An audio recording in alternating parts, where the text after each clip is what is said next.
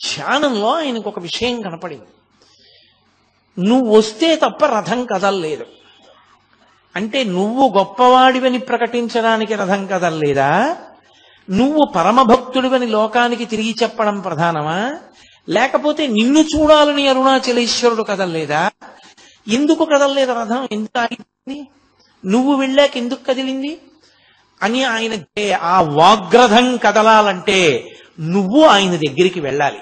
ఇతపూర్వం నువ్వు పొరపాటు పడ్డావు ఆయన గురించి. ఇప్పుడు నువ్వు ఆయన దగ్గరికి వెళ్ళు, ఆయన దర్శనం చేసి ఆయనకి నమస్కరించు, ఆయన మాట్లాడతారు. ఆయన మాట్లాడగానే నీ రథం కదులుతుంది. ఇన్నాళ్ళు తపస్సు తపస్సు తపస్సు అని తిరుగుతున్నావుగా, ఇప్పుడు అసలు తపస్సు అంటే ఏమిటో తెలిసి నీలోని రథం కదిలి అద్భుతమైనటువంటి కవనము, లోకాన్ని ఉద్ధరించగలిగినటువంటి స్తోత్రాలు, మంత్ర సంబంధమైనవి నీ నుండి జాలువారతాయి.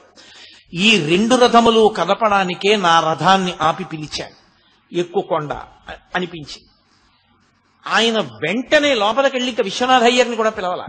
మంచి ఎండాకాలం, గబగబా ఉత్తరీయం తీసి భుజం మీద వేసుకుని అరుణాచలం కొండెక్కడం మొదలుపెట్టారు.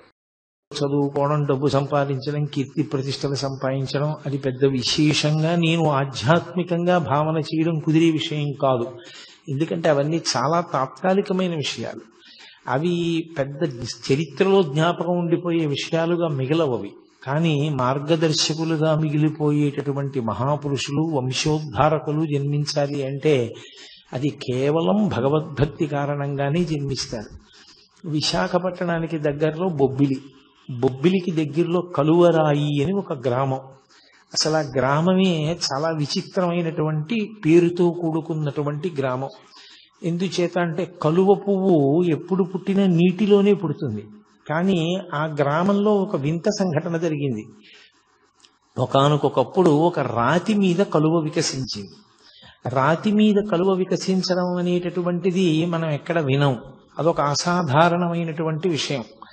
రాతి మీద కలువ వికసించినటువంటి ప్రదేశం కనుక అటు ఇటు చేసి మాటల్ని ఆ ఊరిని కలువరాయి కలువరాయి అని పిలవడం మొదలుపెట్టారు. ఆ కలువరాయి గ్రామంలో ఉన్నటువంటి గడపలే చాలా తక్కువ. అందులో మళ్ళీ చాలా ప్రధానమైనటువంటి ఒక ఇంటి పేరుతో కూడుకున్నటువంటి కుటుంబం ఒకటి ఉంటూ ఉండేది. ఆ ఇంటి పేరు చాలా చోట్ల ఉంది, అయ్యల సోమయాజులు అని.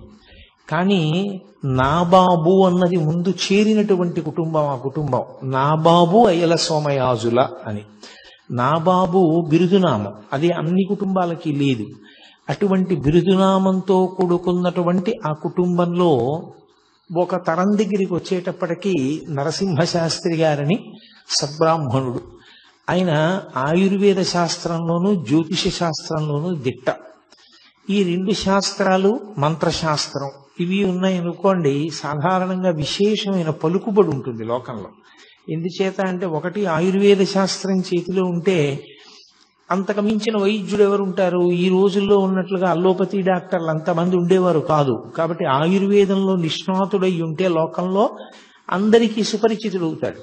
ఇక రెండవది జ్యోతిష శాస్త్ర ప్రవేశం కలిగి ఉండడం అనేటటువంటిది అందరికీ అవసరాలు తీరుస్తూ ఉంటుంది. ఇంట్లో ఓ పెళ్లి జరగాలన్నా, ఓ ముచ్చట జరగాలన్నా, ఓ వేడుక జరగాలన్నా ప్రతిదానికి శుభాశుభములను నిర్ణయించగలగడం, ఓ సుముహూర్త నిర్ణయం చేస్తూ ఉండడం, ఏ కార్యక్రమం చేసుకుంటే ఇబ్బందులు తొలగుతాయో చెప్పగలగడం, జాతకాన్ని పరిశీలన చేయడం, ఇవన్నీ చేస్తుంటారు. కాబట్టి లబ్ధ ప్రతిష్ఠులవుతారు. దానికి తోడు ఆయన గొప్ప మంత్రశాస్త్రవేత్త. అనేక మంత్రములను ఉపదేశం పొందాడు ఆయన. పొంది ఆ మంత్రములన్నిటినీ చాలా నిష్ఠతో ఆయన ప్రతిరోజు కూడా జపం చేస్తూ ఉండేవాడు. ఆయన స్వయంగా విఘ్నేశ్వర భక్తుడు. వినాయకుడంటే చాలా విశేషమైన ప్రీతి. అందున ఆయనకి ఇష్టదైవం డుంఠి గణపతి. డుంఠి గణపతి అంటే కాశీపట్టణంలో ఉంటారు. కంఠం మీద చంద్రవంక ఉంటుంది అని. ఆ చంద్రవంక ఉన్నటువంటి గణపతి డుంఠి గణపతి అని శ్రీనాథుడు వర్ణన చేశాడు. ఆ భీమఖండంలోనూ కాశీఖండంలోనూ కూడా వర్ణిస్తాడు. అందుకని అటువంటి డుంఠి గణపతి స్వరూపం అంటే ఆయనకి బహుధా ప్రీతి. ఆయనకి భార్య నరసమాంబ. ఆ తల్లి ఆయనకి తగినటువంటి ఇల్లాలు, అపారమైనటువంటి భక్తి తత్పరురాలు, ఆవిడ పతిసేవాపరాయణ, ఎప్పుడూ భర్తని సేవిస్తూ ఉండేది. వాళ్ళిద్దరికీ ఒక కుమారుడు జన్మించాడు. ఆవిడికి సూర్యనారాయణమూర్తి ఇష్టదైవం. ఆవిడ సూర్యనారాయణమూర్తిని ఉపాసన చేసేది. ఆ పుట్టినటువంటి కొడుక్కి భీమశాస్త్రి అని పేరు పెట్టారు. ఆ పిల్లవాడు పెరిగి పెద్దవాడు అవుతున్నాడు. వాడు చిన్న వయస్సులో ఉండగా అకస్మాత్తుగా అనారోగ్యం ఏర్పడింది. సాధారణంగా లోకంలో ప్రఖ్యాతి ఏమనుంది అంటే ఆరోగ్యం భాస్కరాదిచ్చేత్ అని. ఆరోగ్యమునిచ్చేటటువంటి వాడు సూర్య భగవానుడు అని. పైగా ఆయుర్వేద శాస్త్రం తెలిసినటువంటి వాడు భర్త. ఆ వ్యాధికి ఆయన వైద్యం చేస్తున్నప్పటికీ అతను ప్రాణాంతకమైనటువంటి స్థితిని చేరిపోయాడు. ఇక పిల్లవాడు బ్రతకడు అన్నారు. నిజంగా స్థితిని చేరాడు. ఆ పిల్లవాడు ఎగబూపిరి వచ్చేసింది. ఆ సమయంలో ఆవిడికి దేవతల మీద ఉన్న నమ్మకం అటువంటిది.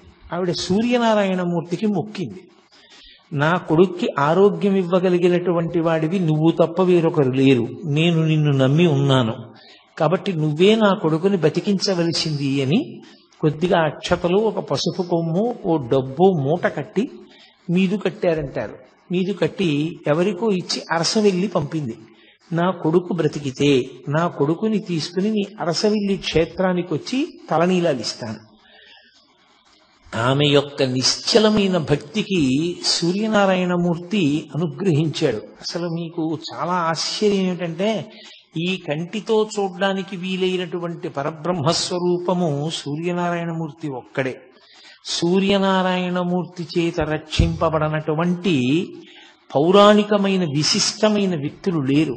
మహాభారతంలో ద్రౌపదీదేవి రక్షింపబడింది అంటే సూర్యనారాయణమూర్తి వల్లే. విరాట పర్వంలో సూర్యనారాయణమూర్తి కృచ్చిని పంపాడు కాబట్టి ఆమెని ఆవహించి కీచకుణ్ణి తోసేసి పడిపోయేటట్టుగా చేశాడు. అందువల్ల ద్రౌపదీదేవి తప్పించుకుంది. సరే, శ్రీరామచంద్ర ప్రభువు ఆదిత్య హృదయాన్ని ఉపదేశం పొంది అగస్త్య భగవానుడి దగ్గర ఆయన ఆ మంత్రజపం చేత రావణాసురుణ్ణి సంహరించగలిగారు అన్నది జగద్విదితం. సీతమ్మ తల్లి చాలా కష్టంలో ఉన్నప్పుడు ఆమె కూడా సూర్యనారాయణమూర్తిని ఉపాసన చేస్తూ ఉండిపోయింది రాముని యొక్క విజయం కోసం. కాబట్టి అసలు సూర్యనారాయణమూర్తిని ఉపాసన చెయ్యనటువంటి వాళ్ళు లోకంలో లేరు. లలితా సహస్రనామ స్తోత్రానికి భాష్యం ఇచ్చినటువంటి భాస్కరరాయల వారు కూడా గొప్ప సూర్యోపాసకుడు. ఆయనకి సూర్య భగవానుడు ప్రత్యక్షం అయ్యాడు కూడా. కాబట్టి ఆ తల్లి సూర్యనారాయణమూర్తికి నమస్కారం చేసింది.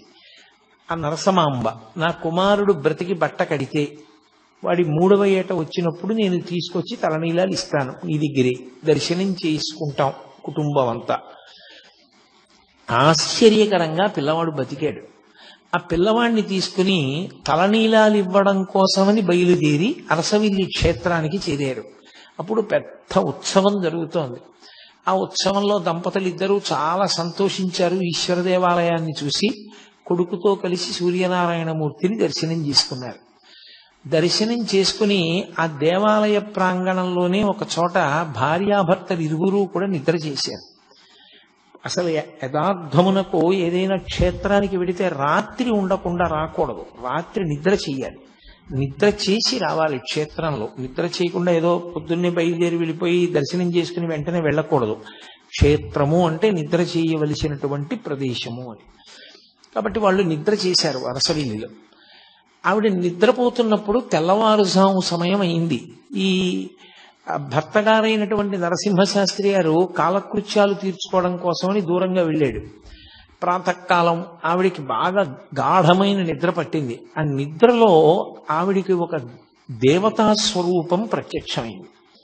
పచ్చగా మెరిసిపోతోంది అగ్నికాంతితో ఒక స్త్రీ.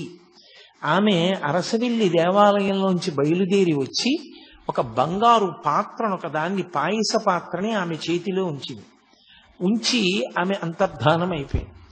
ఆవిడికి కల వచ్చినట్టుగా అనిపించలేదు. యథార్థంగా ఎవరో వచ్చి తన చేతిలో కలశం ఉంచినట్టే అనిపించింది. ఆవిడ నిద్ర లేచిన తర్వాత నరసింహశాస్త్రి గారు తిరిగి వచ్చి విచారణ చేస్తే ఆమె తన స్వప్న వృత్తాంతాన్ని చెప్పింది. ఆయన స్వప్న శాస్త్రం కూడా తెలుసున్నవాడు. అందుకని ఆయన అన్నాడు, సాధారణంగా ఇలాంటి కల వస్తే ఆమె గర్భిణి అవుతుంది.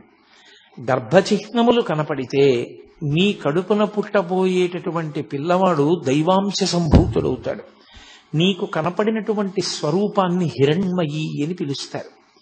ఆ హిరణ్మయి స్వరూపం సూర్యనారాయణమూర్తి యొక్క తేజోమండలం నుంచి వచ్చినటువంటి అగ్నిస్వరూపం.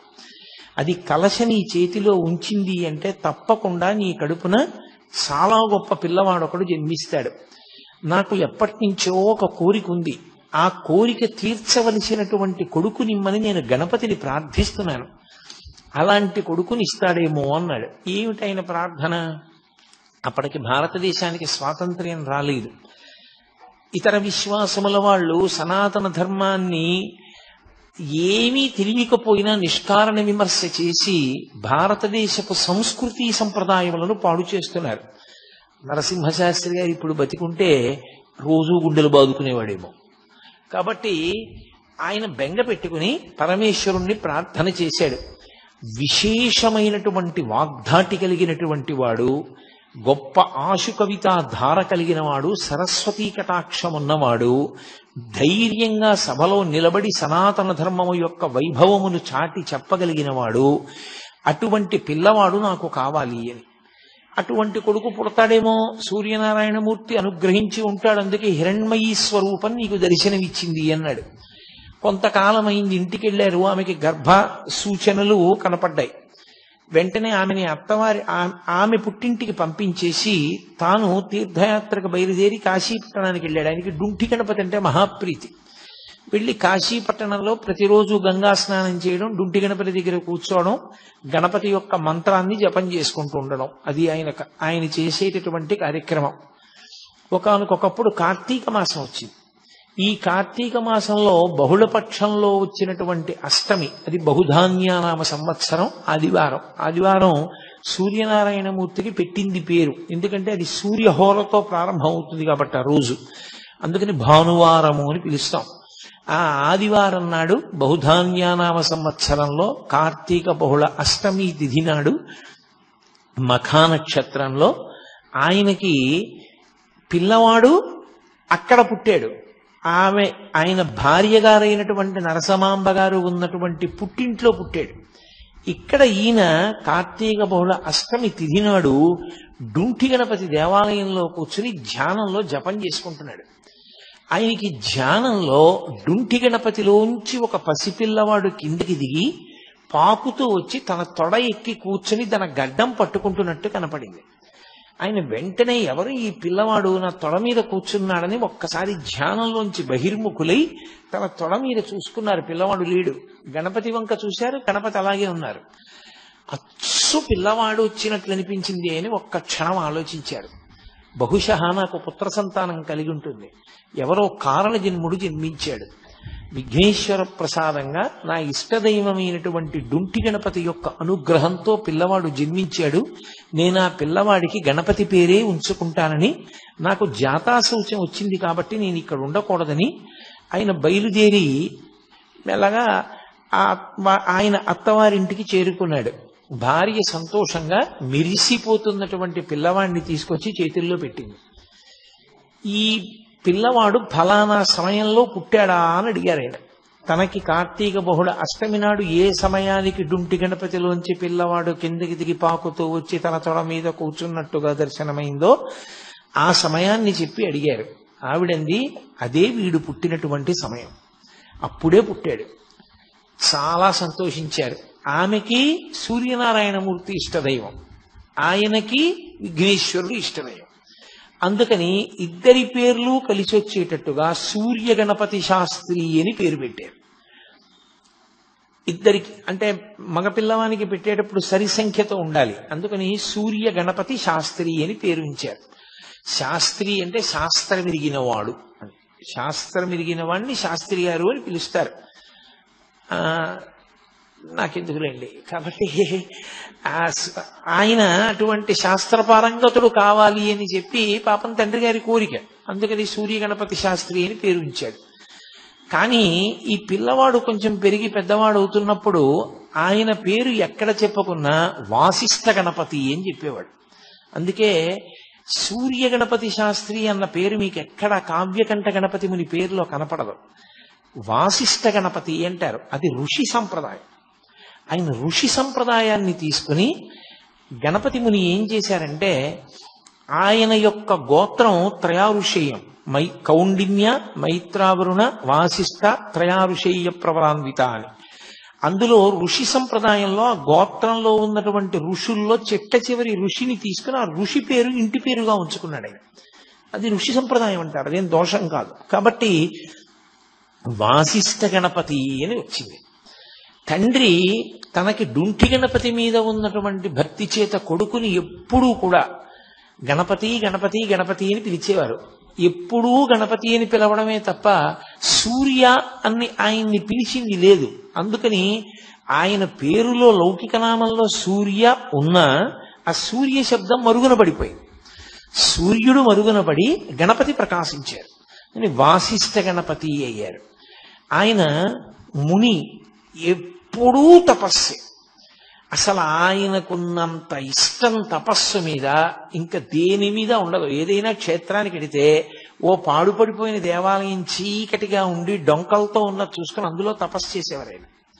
అంత తపస్సు ప్రీతి కలిగిన వారు కాబట్టి, మననశీలి కాబట్టి ఆయనకి ముని అన్న పేరు వచ్చింది. అందుకని గణపతి ముని అయ్యారు. దానికి తోడు ఆయన్ని ఇవన్నీ పక్కకెళ్ళిపోయి ఓ కొత్త పేరు వచ్చింది ఆయనకి, నాయన అని ఎవరైనా. నాయన భగవాన్ రమణులు పెట్టారు ఆయనకి. ఆయన పేరేమిటో కూడా కనుక్కోకుండా భగవాన్ రమణులు ఆయన్ని నాయన అని నోరు విప్పి ఆయనతో మాట్లాడారు. మొట్టమొదటిసారి మాట్లాడారు రమణ మహర్షి తన జీవితంలో.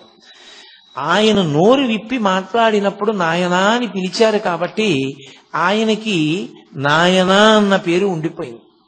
ఈ పిల్లవాడు ఇంత గొప్పవాడవుతాడని తల్లిదండ్రులు కలలు కన్నారు. అంటే నేను మళ్ళీ పసిపిల్లవాడి స్థాయి దగ్గరికి వచ్చి మాట్లాడుతున్నాను.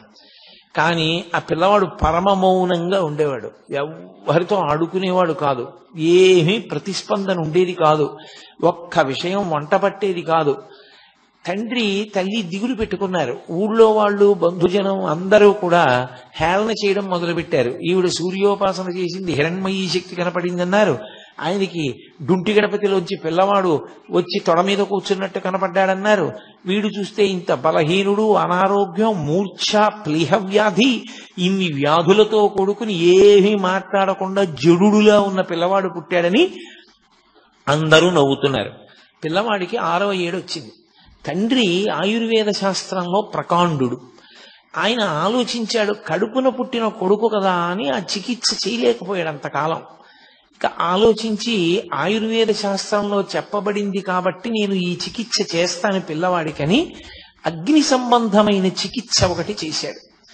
కొన్ని సభాముఖంగా చెప్పడానికి కూడా భయంగా ఉంటాయి, ఎందుకంటే తెలిసి తెలియక ఎవరెక్కడ చేస్తారో అని భయం. కాబట్టి అగ్ని సంబంధమైన చికిత్స ఒకటి చేశాడు ఆ పిల్లవాడికి. అది చేసి చెయ్యగానే పెద్ద ప్రవాహానికి అడ్డు తీసేసినట్టుగా వచ్చేసింది ఆయనలో శక్తి. వచ్చేసి విశేషంగా మాట్లాడడం మొదలుపెట్టాడు. అపారమైనటువంటి కవితాధార. చాలా చిన్న వయస్సులో 7-8 సంవత్సరాలు వచ్చేటప్పటికే సంస్కృత భాష కరతలామలకమైంది. ఆయన 10వ ఏటలోనే పాండవ ధార్తరాష్ట్ర సంభవము అనబడేటటువంటి అద్భుతమైనటువంటి గ్రంథాన్ని రచించాడు. ఆ పిల్లవాడు ఎన్ని మంత్రాలు తండ్రి దగ్గర ఉపదేశం పొందాడు.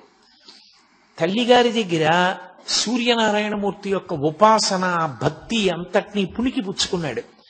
అన్నిటినీ మించి అంత చిన్న పిల్లవాడిని పంచాంగం ఎలా గుణిస్తారో నేర్పడానికి తండ్రి పంపించాడు.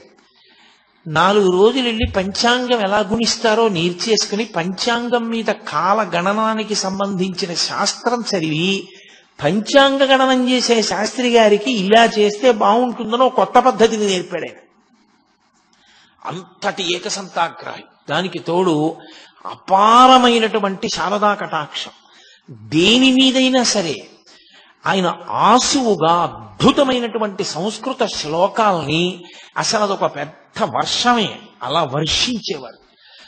దానికి తోడు జ్యోతిష శాస్త్రమనందు ప్రకాండు. అంత గొప్ప శక్తిని పొందాడు. ఆయనకి ఒక చెల్లెలు అన్నపూర్ణ, ఓ తమ్ముడు శివరామశాస్త్రి పుట్టారు. పుట్టిన తరువాత కొంతకాలానికి ఈవిడ విశాలాక్ష మహాతల్లి ఆ నరసమాంబ గారు తల్లిగారు మళ్ళీ గర్భం ధరించారు. లోపల కవల పిల్లలు ఉన్నారు అన్నారు. ఇంకొక గంటలో పురుడు వస్తుంది.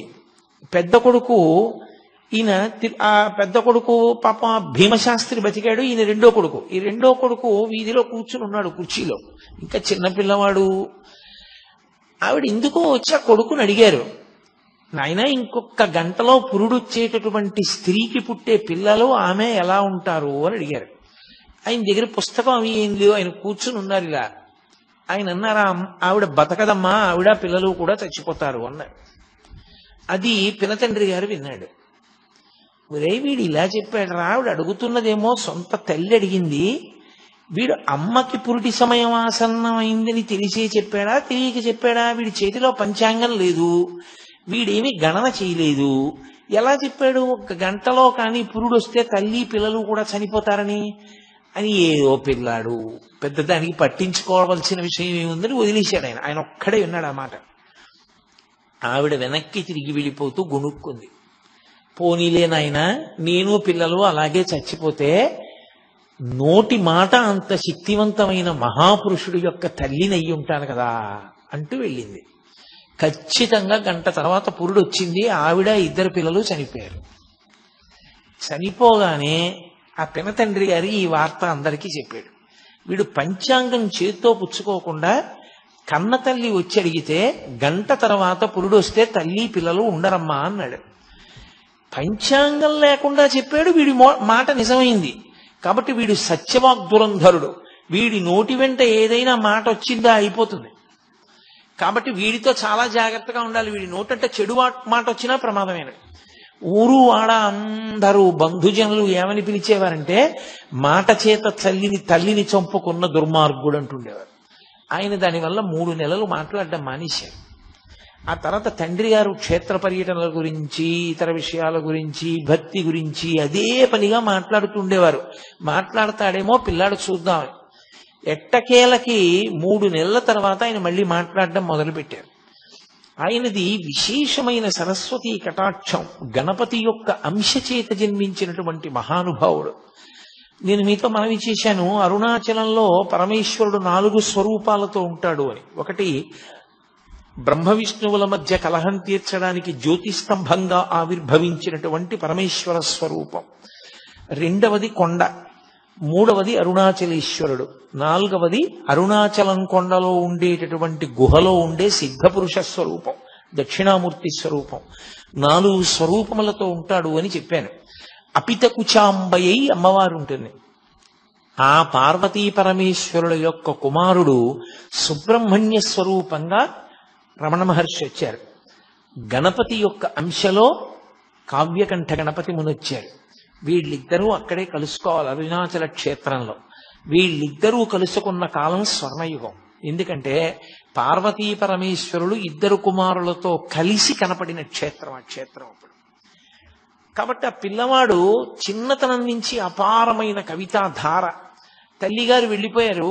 ఇక తండ్రి గారిని మా పిల్లనిస్తామని ఆయన పాండితీ ప్రకర్ష, ఆయన సత్యవాగ్ దురంధత, దానికి తోడు ఆయన యొక్క మంత్రోపాసన శక్తి, ఆయన యొక్క శాస్త్రముల యందు ప్రవేశము చూసి ఎంతమందో పిల్లనిస్తామని వెంటబడ్డారు. ఆఖరికి చూసి కర్రావారి పిల్లనిచ్చి చేశారు. కర్రావారు ఉన్నారు సభలో. కర్రావారి పిల్లనిచ్చి చేశారు. ఆమె పేరు విశాలాక్షి, బహుగడుసరి. ఆమె భర్తకి తగిన ఇల్లాలు, మహాపతివ్రత, ఆయన్ని అనుగమించేది ప్రతి విషయంలో. కానీ గడుసుతనంలో భర్త ఎంత గడుసువాడో, ఎంత సరస్వతీ కటాక్షం ఉన్నవాడో ఆమె కూడా అంత గడసరి. ఆమె వ్యక్తురాలైనప్పుడు కాపరానికి పంపించి ముహూర్త నిర్ణయం చేశారు. చేసి మామగారే స్వయంగా కోడలకి ఉపదేశం చేశారు, గణపతి మంత్రమును పరదేవతా మంత్రం. ఆమెని ఒకసారి అడిగారు మామగారు, నీకు గణపతి మంత్రం ఎక్కువ ఇష్టమా, ఉపాసన చేసేటప్పుడు పరదేవతా మంత్రం ఎక్కువ ఇష్టమా అని అడిగారు. తండ్రి కొడుకు అన్నం తింటున్నారు, కోడలు వడ్డిస్తోంది. ఆయన చమత్కారానికి అడిగాడు, ఎందుకని గణపతి మంత్రం ఎక్కువ ఇష్టమండి అందనుకోండి, ఆమె భర్తయ్యేగా గణపతి, కావ్యకంఠ గణపతి ముని. పరదేవతా మంత్రం ఇష్టమందనుకోండి, మరి భర్తకి సంబంధించిందంత ఇష్టం లేదని కదా. ఏమంటుందో చూద్దామని ఆయన నవ్వి అడిగాడు. ఆవిడెంత చమత్కారంటే ఆవిడంది, బాహ్యమునందు గణపతిని సేవిస్తూ ప్రత్యక్షంగా ఆంతరమునందు పరదేవతోపాసన చేస్తూ ఉంటానండి. అమ్మో, చాలా గడసరి కోడలే వచ్చింది అని నరసింహశాస్త్రి గారు చాలా పొంగిపోయారు. ఆయన పెళ్ళయిందంటే 3 ఏళ్లు తేడా ఇద్దరికి. పెళ్లి అవగానే కాళిదాస మహాకవి రచించినటువంటి మేఘ సందేశం ఎంత ప్రౌఢంగా ఉంటుందో అలా భృంగ సందేశము అని చెప్పి ఒక కావ్యాన్ని రచించి భార్య పేరు మీద తన గురువుగారికి చూపిస్తే, తెల్లబోయాడు గురువుగారు, ఇంత అద్భుతమైన పాండిత్యంతో ఇంత చిన్న వయస్సులో ఇంకా సంసారమే మొదలు పెట్టలేదు, భార్య మీద ఇంత గొప్ప కవిత్వం ఎలా చెప్పావురా నువ్వు అని చెప్పి. అది మేఘ సందేశం, ఇది భృంగదూతము. భృంగదూతము అని రచించారు ఆయన. అంతటి మహాపండితుడు ఆయన. యాత్రకు బయలుదేరి వెళ్ళారు ఒకప్పుడు. నేను మీతో మనవి చేశాను కదూ, పరమేశ్వరుడు ఎవరిని ఎందుకు పుట్టించాడో ఆ కార్యక్రమానికి తగినటువంటి ప్రేరణ చిన్నతనంలోనే ప్రారంభం అవుతుంది, ఏదో కారణానికి. మీరు చూడండి, అందుకే పరమేశ్వరుడు అందున మహాపురుష జననం జరిగినప్పుడు వారు ఎందుకు పుట్టారో పరమేశ్వరుడికి తెలుసు. ఆయన అటువైపుకు వెళ్ళిపోవడానికి కావలసినటువంటి లక్షణములు పుట్టుకతోటే వచ్చేస్తాయి. అవే పునాదిగా ఆ వ్యక్తి అటువైపుకి చేరిపోతాడు. ఆయనకి తీర్థయాత్ర, తపస్సు, భగవద్దర్శనము ఇవి చాలా ఇష్టం. ఆయన బయలుదేరి కాశీపట్టణానికి వెళ్ళారు. కాశీపట్టణంలో మేనమామ గారి ఇంట్లో ఉన్నారు. ఉన్నప్పుడే ఒక విచిత్ర సంఘటన జరిగింది. బెంగాల్ దేశంలో నవద్వీప్ అని ఒక ప్రాంతం. ఆ నవద్వీప్లో హరిమంటపము అని ఒక మంటపం. ఆ మంటపంలో ప్రత్యేకంగా ప్రతి సంవత్సరం అపారమైనటువంటి పాండితీ ప్రకర్ష కలిగినటువంటి విద్వాంసుల్ని తీసుకొచ్చి వాళ్లతో చర్చించి, అపారమైన శక్తి ఉన్నవాడు, అంతటి కవన శక్తి ఉన్నవాడు అన్న వాళ్ళకి కావ్యకంఠ అన్న బిరుదిస్తూ ఉంటారు. వాళ్ళు దక్షిణ దేశం వైపు నుంచి, అంటే ప్రత్యేకించి ఆంధ్రదేశం అటువైపు నుంచి వచ్చిన వాళ్ళంటే వాళ్ళ దృష్టిలో పెద్ద పాండిత్యం ఉన్నవాళ్ళు కారని వాళ్ళకు ఒక అపోహ ఉండేది. అందుకని ఎవరిని అసలు దగ్గరికే రానిచ్చేవారు కాదు. అందులో అంబికా దత్తు అని ఒక ఆయన ఉండేవాడు. ఆయన ఆధ్యక్షం వహిస్తుండేవాడు ఆ సభకి. ఆయనకి సింహం అని పేరు సంస్కృత భాషలో. అంతటి మహానుభావుడు. కాబట్టి ఆయన దగ్గర పరీక్షకి నిలబడి ఆ బిరుదం పొందడం అంటే అంత తేలిక విషయం కాదు. నిన్నగాక మొన్న పెళ్ళైన పిల్లాడు. ఈయన గణపతి ముని ఆ బిరుదం కోసం అని చెప్పి నవద్వీప్లో ఆ హరిమందిర ప్రవేశం చేశారు. చాలా కష్టపడ్డారు దానికోసం ఆయన. ఆ లోపలికి వెళ్ళడం అంత కష్టమైందంటే, ఇప్పుడు నేను కావ్యకంఠ గణపతి ముని యొక్క జీవితాన్ని పూర్తిగా విచారణ చేయడం నా ఉద్దేశ్యం కాదు. ప్రధానం ఏమిటంటే అరుణాచలంతో సంబంధం గురించి మాట్లాడడం. అందుకని నేను ఆ విషయాల్ని దాటవేస్తున్నాను. ఆయన కొన్ని సమస్యాపూరణాలు ఇచ్చాడు.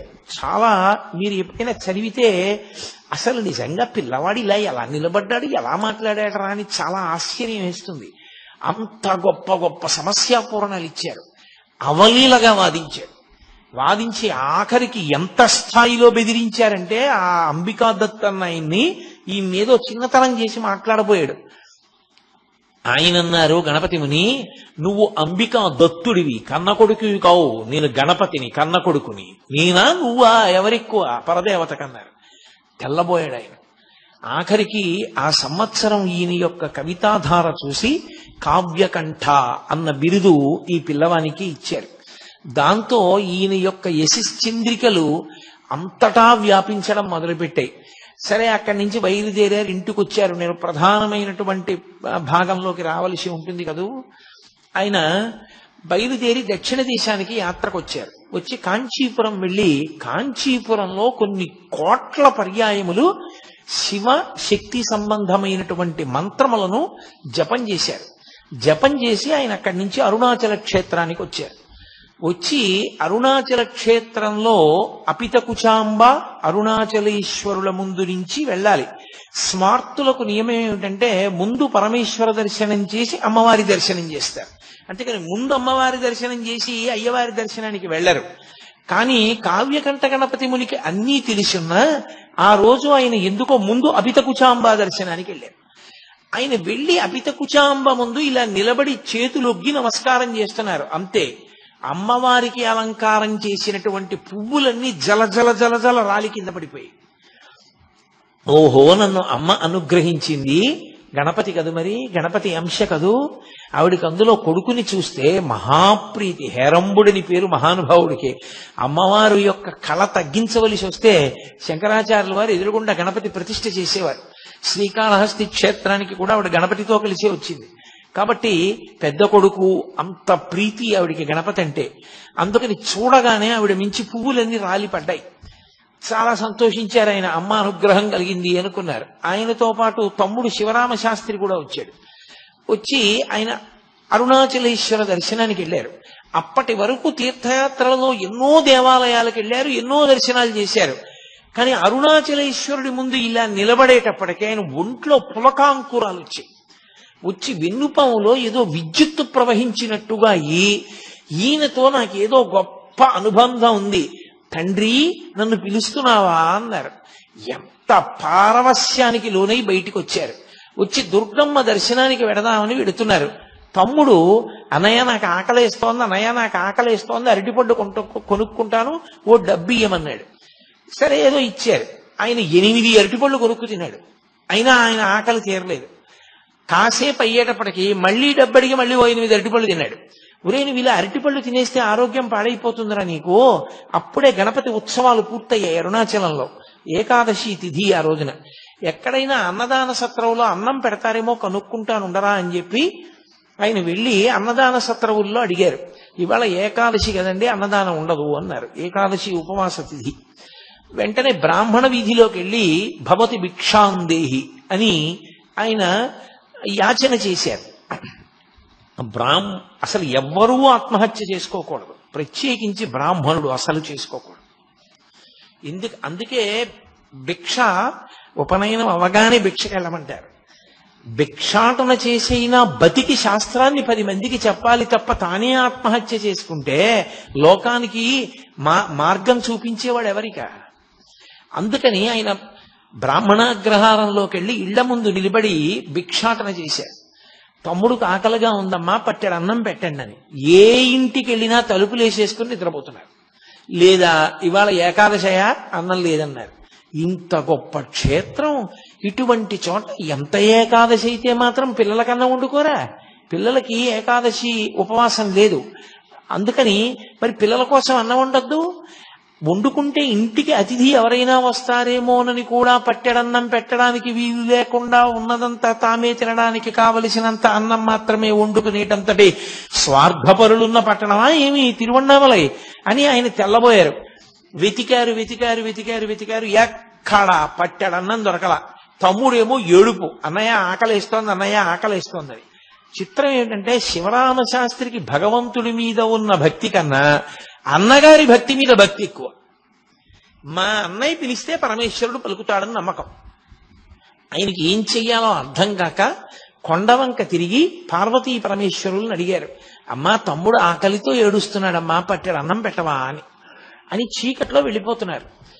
ఒక ఇల్లు దాటుతున్నారు. ఆ ఇంటి అరుగు మీద ఒక యజమాని పడుకుని ఉన్నాడు. ఆయన గబగబా దుప్పటి తీసి పరిగెత్తుకొచ్చి పట్టుకున్నాడు వెనక నుంచి. ఏమన్నావు ఏమన్నావు ఏమన్నావు? అన్నం దొరకలేదా తిరువన్నామలైలో? కాశీపట్టణంలో వేదవ్యాసుడిని మహాతల్లి అన్నపూర్ణమ్మ పిలిచినట్టే పిలిచి, మా ఆవిడికి నియమం ఉందయా, ఏకాదశి నాడు సాయంకాలం బ్రాహ్మణులకు ఉపవాసం పోస్తుంది. ఎవ్వరు ఇవాళ ఏకాదశి, పైగా గణపతి నవరాత్రి ఉత్సవాలు పూర్తయ్యాయి, ఇవాళ ఎవరు వస్తారయా భోజనానికి, మేము రామని చెప్పి ఎవ్వరు ఏ బ్రాహ్మణుడు రావడానికి ఇష్టపడలా. నువ్వు నీ తమ్ముడు బ్రాహ్మణులు, ఎంత అదృష్టమయ్యా. వెతికి వెతికి వెతికి వెతికి వేసారి నేను అరుగు మీద పడుకున్నా, రా అన్నం పెడుతుంది మా ఆవిడన్నారు. లోపలికి వెళ్ళారు. ఒక మహాతల్లి వచ్చింది, అరిటాకు లేచింది. వీళ్ళిద్దరూ ఆ బట్టలు విప్పేసేసి ఓ తడిగావంచా ఒకటి కట్టుకుని ఆవిడిచ్చిన మడిబట్ట పుచ్చుకుని ఆ మడిబట్ట కట్టుకుని భోజనానికి కూర్చున్నారు.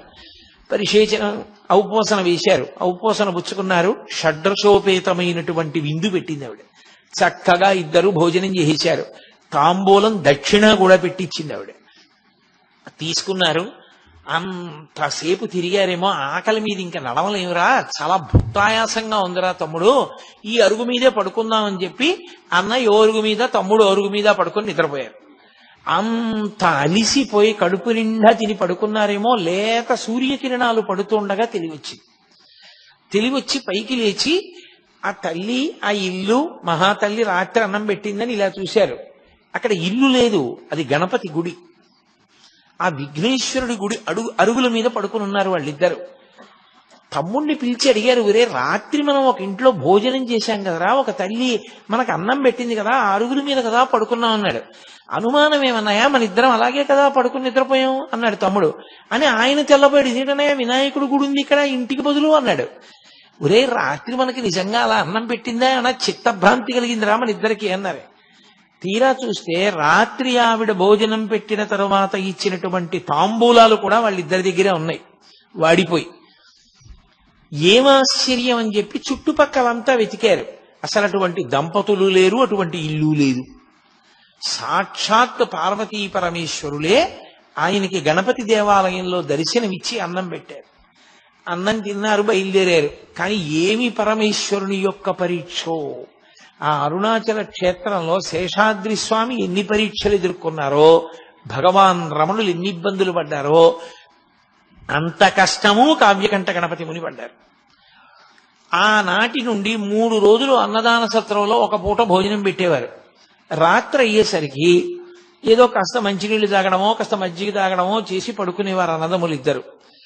ఎక్కడ అన్నం దొరికేది కాదు.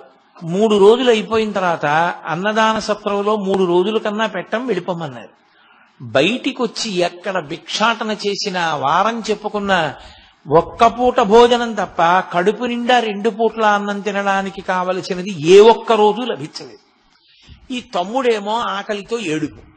ఈ బాధ పడలేక ప్రతిరోజు ఆయన ఒక శ్లోకం రాసి హరసహస్ర రచన చేస్తాను అని ఒక శ్లోకాన్ని రచించడం, అరుణాచలం దేవాలయంలోకి వెళ్ళడం, అరుణాచలేశ్వరుడు ముందు నిలబడ్డం, ఏడుస్తూ అన్నం పెట్టమని ఆయన్ని స్తోత్రం చేయడం. చుట్టూ ఉన్న వాళ్ళందరూ వినేవారు. ఇతనెవరో భలే సంస్కృతంలో చెప్తున్నాడు రా పద్యాలు, కాబట్టి ఈ శ్లోకాలు విందామని రోజు ఆయన ఏడుస్తూ అన్నం కోసం శ్లోకం చెప్పే వాళ్ళకి జనం చేరేవారు. చక్కగా శ్లోకం వినేవారు. ఆయన ఏడుస్తూ అన్నం అడగడం, ఆయన బాధ చెప్పుకోవడం వినేవారు. శ్లోకం బాగుందని వెళ్ళిపోయేవారు. అన్నం మాత్రం ఎవరు పెట్టేవారు కాదు. ఏమిటి పరీక్ష అనుకున్నారు. అలా 1000 శ్లోకాలు అయిపోయాయి. ఆ 1000 శ్లోకాలు అయిపోయిన తర్వాత ఆయన అరుణాచలేశ్వరుడి ముందు చెప్పారు, రేపు సాయంకాలం నేను 1000 శ్లోకాలు నీ ముందు చదువుతాను, అప్పుడైనా అన్నం పెడతావా అన్నారు. అని ఆ మరునాటి సాయంకాలం ఆయన అరుణాచలేశ్వరుడి ముందు నిలబడి 1000 శ్లోకాలు చదువుతారని తెలిసి ఎంతమంది జనం చుట్టుపక్కల ఊళ్ళ నుంచి కూడా వచ్చి అరుణాచలేశ్వరుడి దేవాలయ ప్రాంగణం అంతా నిండిపోయింది ఆ శ్లోకాలు వినడానికి. ఉద్దండ సంస్కృత పండితులతో సహా వచ్చారు. అందులో భగవాన్ రమణులు, శేషాద్రి కూడా వచ్చారు. శేషాద్రి స్వామి, భగవాన్ రమణులు ఇద్దరు వచ్చి ఇద్దరు చెరో మూల నక్కి కూర్చుని వింటున్నారు. కానీ పరమ ఆకలితో నీరసించిపోయి బాధతో ఉండి శ్లోకాలు చెప్తున్నారేమో కావ్యకంఠ గణపతి ముని గమనించలేదు. ఆయన 1000 శ్లోకాలు చెప్పి వలవల ఏడ్చేశారు అన్నం కోసం. అప్పటి వరకు మాట్లాడని వారు ఒక్కసారి ఆ ఊళ్ళో ఐశ్వర్యవంతులందరూ ముందుకొచ్చి, మేము సిగ్గుపడుతున్నాం, ఇన్ని శ్లోకాలు రచన చేస్తే, హరసహస్రం చేస్తే తప్ప ఎవ్వరం అన్నం పెట్టలేదా మీకు? అన్నం పెట్టడం కాదు, మీలాంటి మహాపండితుడు అరుణాచల క్షేత్రాన్ని విడిచిపెట్టి వెళ్ళిపోవడానికి వీల్లేదు. అందుకే మీకు ఇక్కడ సంస్కృత పాఠశాలలో అధ్యాపకుడిగా ఉద్యోగం ఇస్తున్నాం అన్నారు. చాలా సంతోషం అన్నారు. సంస్కృత పాఠశాలలో అధ్యాపకుడిగా చేరారు. చిత్రం ఏమిటంటే వాళ్ళు నియమం పెట్టారు, మీరు తమిళ భాషలో చెప్పాలి, సంస్కృతంలో ఉన్న విషయాల్ని తమిళ భాషలో చెప్పాలి, కాబట్టి తమిళ భాషలో అనర్గళంగా మాట్లాడడం మీకు రావాలి అన్నారు. ఆయన అన్నారు, నాకు ఉద్యోగం ఇచ్చేసేయండి, నేను ముందు పాఠాలు చెప్పడం మొదలు పెడతాను, 10 రోజులు సమయం ఇవ్వండి, 10 రోజుల సమయంలో అనర్గళమైనటువంటి తమిళ భాషలో మాట్లాడి పిల్లలకు పాఠం చెప్తానన్నారు. అప్పటికి ఆయనకు ఒక ముక్క రాదు అందులో తమిళంలో. సరే చూద్దాం ఇంత గొప్ప కవి ఏమవుతుందో అని ఉద్యోగం ఇచ్చారు. 11వ రోజున ఆ కళాశాల ప్రధానోపాధ్యాయుడు అటుగా వస్తూ ఈయన 11వ రోజు వచ్చింది కదా ఏం చెప్తున్నాడని చూశారు. ఆయన మాట్లాడుతున్నటువంటి తమిళ భాష చూసి ఆయన తెల్లబోయారు, ఇంత గొప్ప తమిళం మనకు కూడా రాదు, 10 రోజుల్లో ఎక్కడ నేర్చుకున్నాడు రాని. అంతటి సరస్వతీ కటాక్షం. సరే సంస్కృత పాఠశాలలో చేరారు. విశాలాక్షమ్మ గారు కూడా కాపురానికి వచ్చారు. సంతోషంగా కాలం గడుపుతున్నారు. శివరామ శాస్త్రి కొంతకాలం అయిపోయిన తర్వాత నేను వెళ్ళిపోతానన్నాడు, ఇంటికి వెళ్ళిపోయాడు. నడుస్తుండగా అకస్మాత్తుగా ఆయనకు ఒక అనుమానం వచ్చి, ఏమిట్రా ఇలా ఎన్నాళ్ళు కూర్చుని ఎందుకు ఆ పాఠం చెప్పుకోవడం ఏమిటి, ఇంటికి రావడం ఏమిటి, పండితులందరూ చుట్టూ చేరడం ఏమిటి, వీళ్ళతో కావ్యగోష్ఠి ఏమిటి, అసలు నేను తపస్సు చేసి ఎన్నాళ్ళయింది, ఇలా కాదు, నాకు ఈ కావ్యాది విషయాల్లో ప్రవేశం ఉంది కానీ స్వరంతో నేను వేదం నేర్చుకోలేదు, కాబట్టి నేను వేదం నేర్చుకుంటానని ఒక వేద పాఠశాలలో చేరాడు.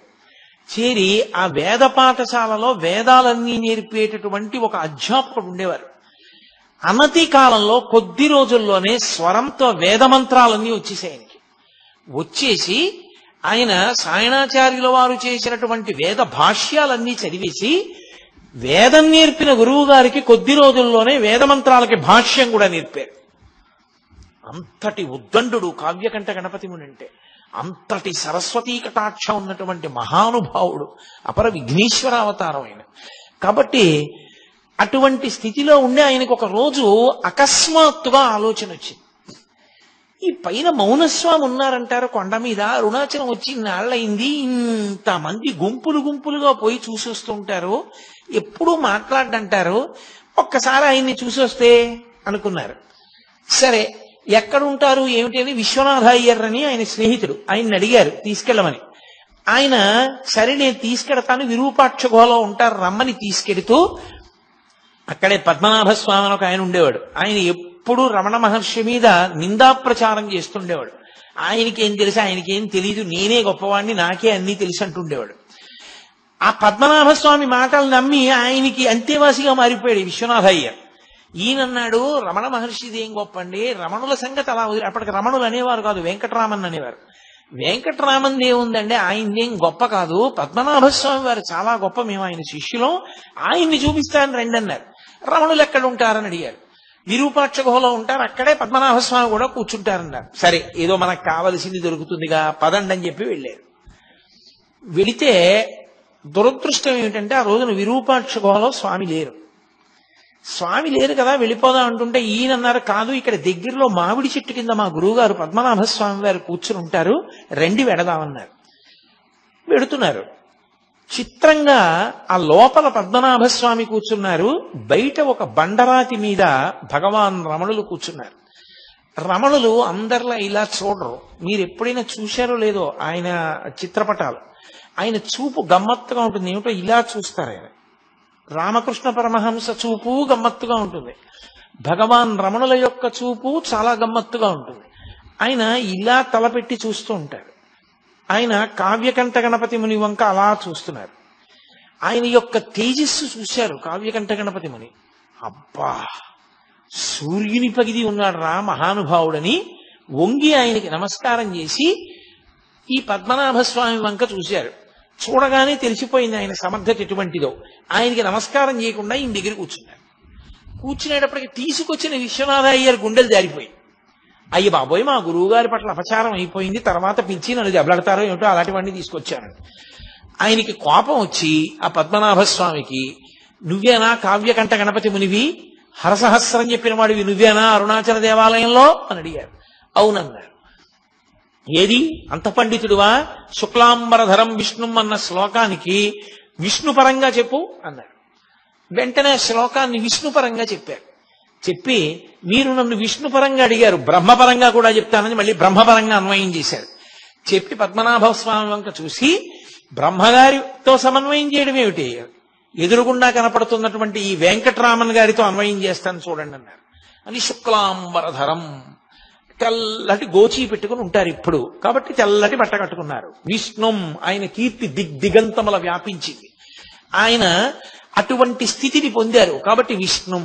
శశివర్ణం, తెల్లగా మెరిసిపోతున్నారు కాబట్టి శశివర్ణం. చతుర్భుజం, చతుర్భుజం అంటే భుజం అంటే గెలిచినవాడు అని, కాబట్టి ఆయన మనో బుద్ధి చిత్త అహంకారములనేటటువంటి నాలుగింటిని కూడా భుజించేశాడు, గెలిచేశాడు. ఆయన గెలిచేసిన వాడు కాబట్టి చతుర్భుజం. ప్రసన్నవదనం, ఆయన ముఖం చూడండి ఎంత ప్రసన్నంగా ఉందో, కాబట్టి ప్రసన్నవదనం ధ్యాయేత్, అటువంటి ఆయన్ని ధ్యానం చేస్తే సర్వ విఘ్నోపశాంతయేత్, అన్ని విఘ్నములు పోతాయన్నారు. అనేటప్పటికీ పద్మనాభ స్వామికి ఎక్కడ లేని బాధ పుట్టేసింది. చూశారు, కానీ ఒక్క చిన్న పొరపాటు పడ్డారు కావ్యకంఠ గణపతి. మరి వెంకట్రామన్ ఒంటి మీద యజ్ఞోపవిందా అని చూశారు, యజ్ఞోపవీతం ఉందా అని. యజ్ఞోపవీతం మీద ఆయనకున్న శ్రద్ధ అటువంటిది, అది తక్కువేం కాదు, చాలా గొప్ప విషయం. అసలు యజ్ఞోపవీతం ఎందుకు వేసుకున్నాడో తెలియకుండా, జీవితంలో ఒక్కసారి గాయత్రి చేయకుండా, రేపు పెళ్ళనగా ఇవాళ యజ్ఞోపవీతాలు వేసుకున్నటువంటి దౌర్భాగ్యులకి దాని వైభవం అర్థం కాదేమో గాని, పుట్టిన దగ్గర నుంచి గర్భాష్టమంలో ఉపనయనం చేసుకుని సంధ్యావందనానికి ప్రాణం పెట్టే మహానుభావులకి యజ్ఞోపవీతం మీద అంత గౌరవం ఉంటుంది అంటే అందులో ఏమి తక్కువ భావనేం లేదు, దాన్ని ఏమి తక్కువ చేసి చూడవలసిన అవసరం ఏం లేదు. ఈయనకి ఒంటి మీద యజ్ఞోపవీతం లేదు, కాషాయం కట్టుకోలేదు, తెల్లటి గోచీ కట్టుకున్నారు. అసలు ఈయన సంప్రదాయజ్ఞుడేనా, ఈయనకి సరిగ్గా ఏమైనా మనం ఆయనతో మాట్లాడతగిన వ్యక్తేనా అన్న అనుమానం వచ్చింది ఎందుకు అకస్మాత్తుగా. వచ్చి ఆయన తేజస్సు చూశారు, నమస్కారం చేశారు, దిగి వెళ్ళిపోయారు విశ్వనాథయ్యర్తో. ఆ తర్వాత ఇంకెప్పుడు పైకి రాలేదు, ఇక కొండ మీదకి రాలేదు, అక్కడిందనే ఉండిపోయారు. ఉండిపోయి మళ్ళీ అక్కడి నుంచి మళ్ళీ ఆ సంస్కృత పాఠశాలలో ఉద్యోగం కూడా వదిలిపెట్టేశారు. వదిలిపెట్టి మళ్ళీ తీర్థయాత్రకి వెళ్ళారు, చాలా చోట్ల తపస్సు చేశారు. అని ఆయన విచిత్రం ఏమిటంటే ఆయనకి అంత పట్టుదల.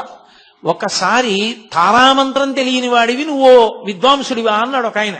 అంతే, ఆయన తారామంత్రోపాసన పొంది సిద్ధి పొందారు, రేణుకాదేవి దర్శనం పొందారు, పరశురామానుగ్రహం పొందారు. అందుకే ఆయన వాక్కుతో అగ్ని కురిపించేవారు. ఆయన నోటితో అన్నారంటే అగ్నిహోత్రం పడవలసిందే, అంతటి మంత్రసిద్ధులు పొందారు ఆయన. మళ్ళీ ఇంత తపస్సు చేసి మళ్ళీ అరుణాచల క్షేత్రానికే వచ్చారు. వచ్చి ఆయనకి తపస్సు మీద ఉన్న ప్రీతి అటువంటిది. నైరుతి లింగం ఆయన ముందు దుర్గమ్మ తల్లి కోవెల దగ్గర కూర్చుని తపస్సు చేశారు. అక్కడ మేకలు కాసుకుని వాళ్ళు అరుస్తూ ఉండేవారు. ధ్యానభంగం అవుతోందని అమ్మవారి దగ్గర అనుమతి అడిగి ఆవిడ్ని శ్యామలాదేవి అంటుండారు, పచ్చయ్యమ్మన్ కోవెల్ అంటుంటారు అక్కడ. ఆయన మళ్ళీ అక్కడి నుంచి నైరుతి లింగం దగ్గరికి వెళ్ళిపోయారు. నైరుతి లింగం ప్రదక్షిణ మార్గంలో కొంచెం లోపలికి వెడితే కనపడుతుంది.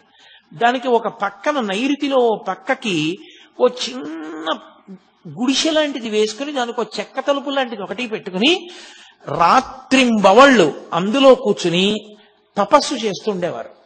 అలా తపస్సు చేస్తున్న రోజుల్లో ఒక ఆశ్చర్యకరమైనటువంటి సంఘటన జరిగింది. ఆయన ఒకసారి అరుణాచలేశ్వరుని యొక్క రథాన్ని చూశారు. అరుణాచలేశ్వరుడికి ఉన్న రథం అంత రథం ఇక ఏ ఈశ్వర స్వరూపానికి ఉండదు అంటారు.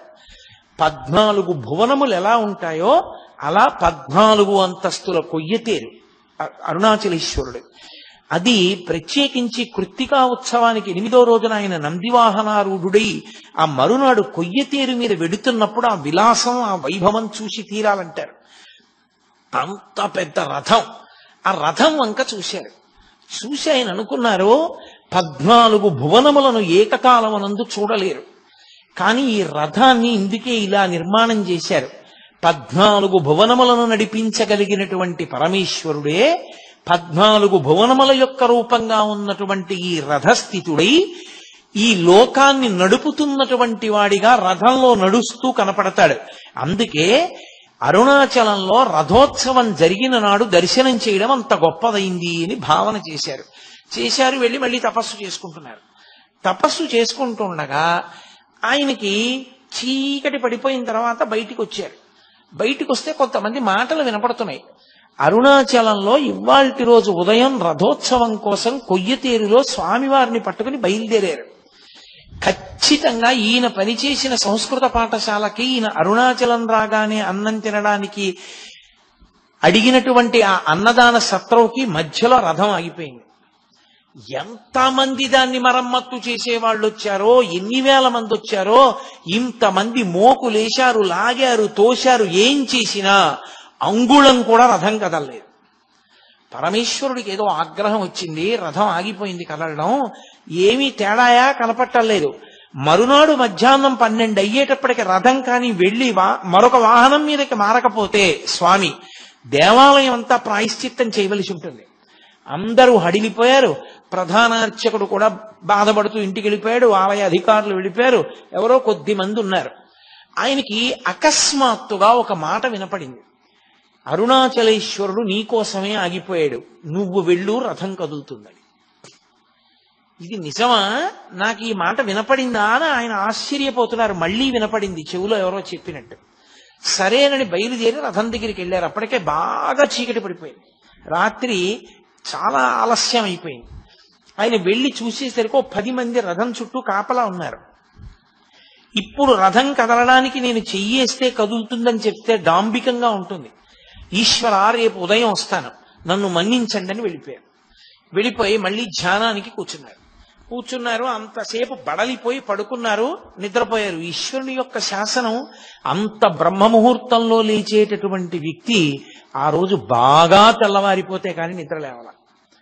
అంత మెల్లగా లేచి తను ఆ రోజు చెయ్యవలసినటువంటి అనుష్ఠానం చేస్తే తప్ప బయటికి వెళ్ళరు.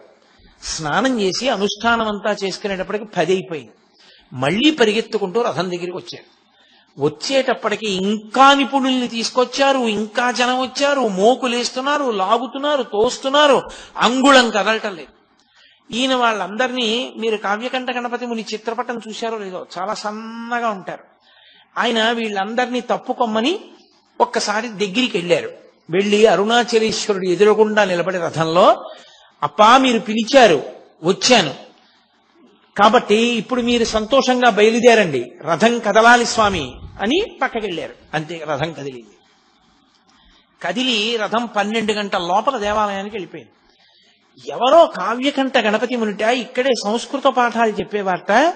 ఆయన నైరుతిలింగం దగ్గర తపస్సు చేస్తున్నారట. ఆయన వస్తే రథం కదిలింది. ఏమిటి విచిత్రం అని ఆయన వెంటబడ్డారు జనం.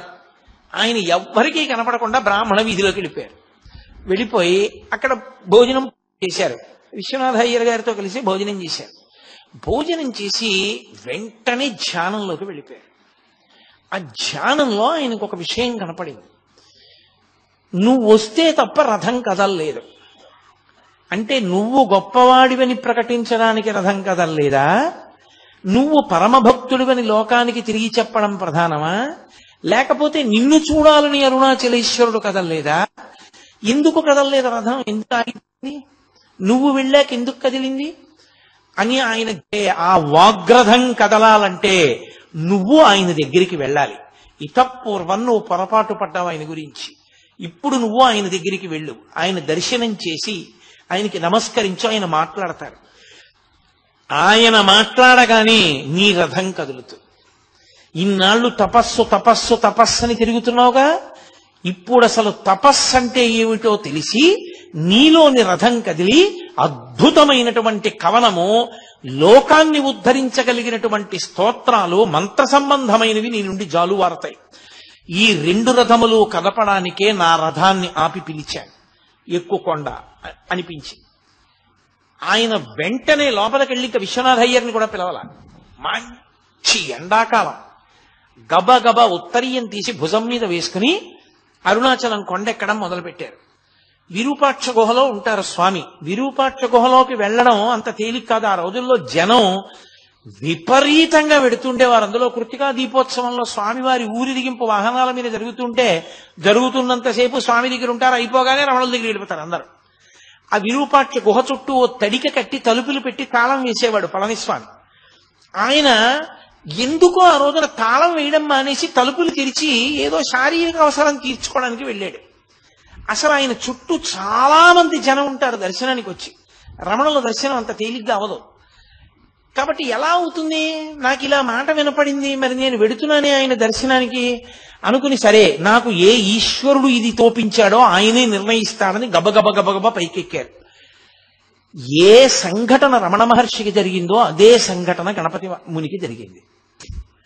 రమణ మహర్షి అరుణాచలానికి వచ్చినప్పుడు దేవాలయం తలుపులు తెరిచి ఎవ్వరూ లేకుండా ఎలా ఉందో అలా విరూపాక్ష గుహలో కూర్చోకుండా విరూపాక్ష గుహ నుంచి బయటికి వచ్చి ఒక బండ మీద కూర్చుని ఉన్నారు రమణ మహర్షి. చక్కగా కళ్ళు తెరుచుకొని చూస్తున్నారు. పక్కన ఎప్పుడు నీడలా ఉండే పళనిస్వామి కూడా లేడు. ఒక్క భక్తుడు కూడా లేడు. తడిక తీసేసి తలుపులు తీసేసి ఉన్నాయి. ఏమి ఆశ్చర్యం! గుహలో ఉంటే అంతర్ముఖులై ఉంటారు, పలకరు, మాట్లాడకూడదు. బయటకు వచ్చి బండ మీద కూర్చుని కళ్ళు తెరుచుకుని ఉన్నారే అని గబగబా పరిగెత్తారు. పరిగెత్తి ఆయన ముందు పడిపోయి తన కుడి చెయ్యి తీసి ఆయన కుడి పాదం మీద, ఎడం చెయ్యి తీసి ఎడం పాదం మీద వేసి గట్టిగా పట్టుకున్నారు రెండు పాదాలు. పట్టుకుని, అయ్యా తపస్సు అన్న మాటకి అర్థం తెలియకుండా తిరుగుతున్నాను, మీరు దయచేసి దీనుణ్ణి అనుగ్రహించి తపస్సు అంటే ఏమిటో తెలియచేయవలసింది అన్నారు. ఆయన చాలా కాలంగా మాట్లాడకపోవడం వల్ల ఆయన కంఠనాళాల్లోంచి మాట వచ్చేది కాదు. ఆయన తేరిపారి చూసి గుర్తుపట్టారు. దేవాలయంలో హరసహస్రం చదివిన వ్యక్తి ఇతనే. కావ్యకంఠ గణపతి ముని అనేటటువంటి బిరుదుతో కూడిన పేరున్నవాడు ఇతనే. అంతే. యథార్థమునకు పరమేశ్వరుడు విఘ్నేశ్వరుణ్ణి సుబ్రహ్మణ్యుణ్ణి కలిపాడు. అక్కడ అన్న కాళ్ళని తమ్ముడు పట్టుకుంటాడు, ఇక్కడ తమ్ముడు కాళ్ళని అన్న పట్టుకున్నాడు, అంతే తేడా. ఈయన ఎప్పుడైతే కాళ్ళు పట్టుకున్నారో కంఠాన్ని సవరించుకుని రమణులు మొట్టమొదటిసారి నోరు విప్పారు. నోరు విప్పుతూనే నాయనా అన్నారు.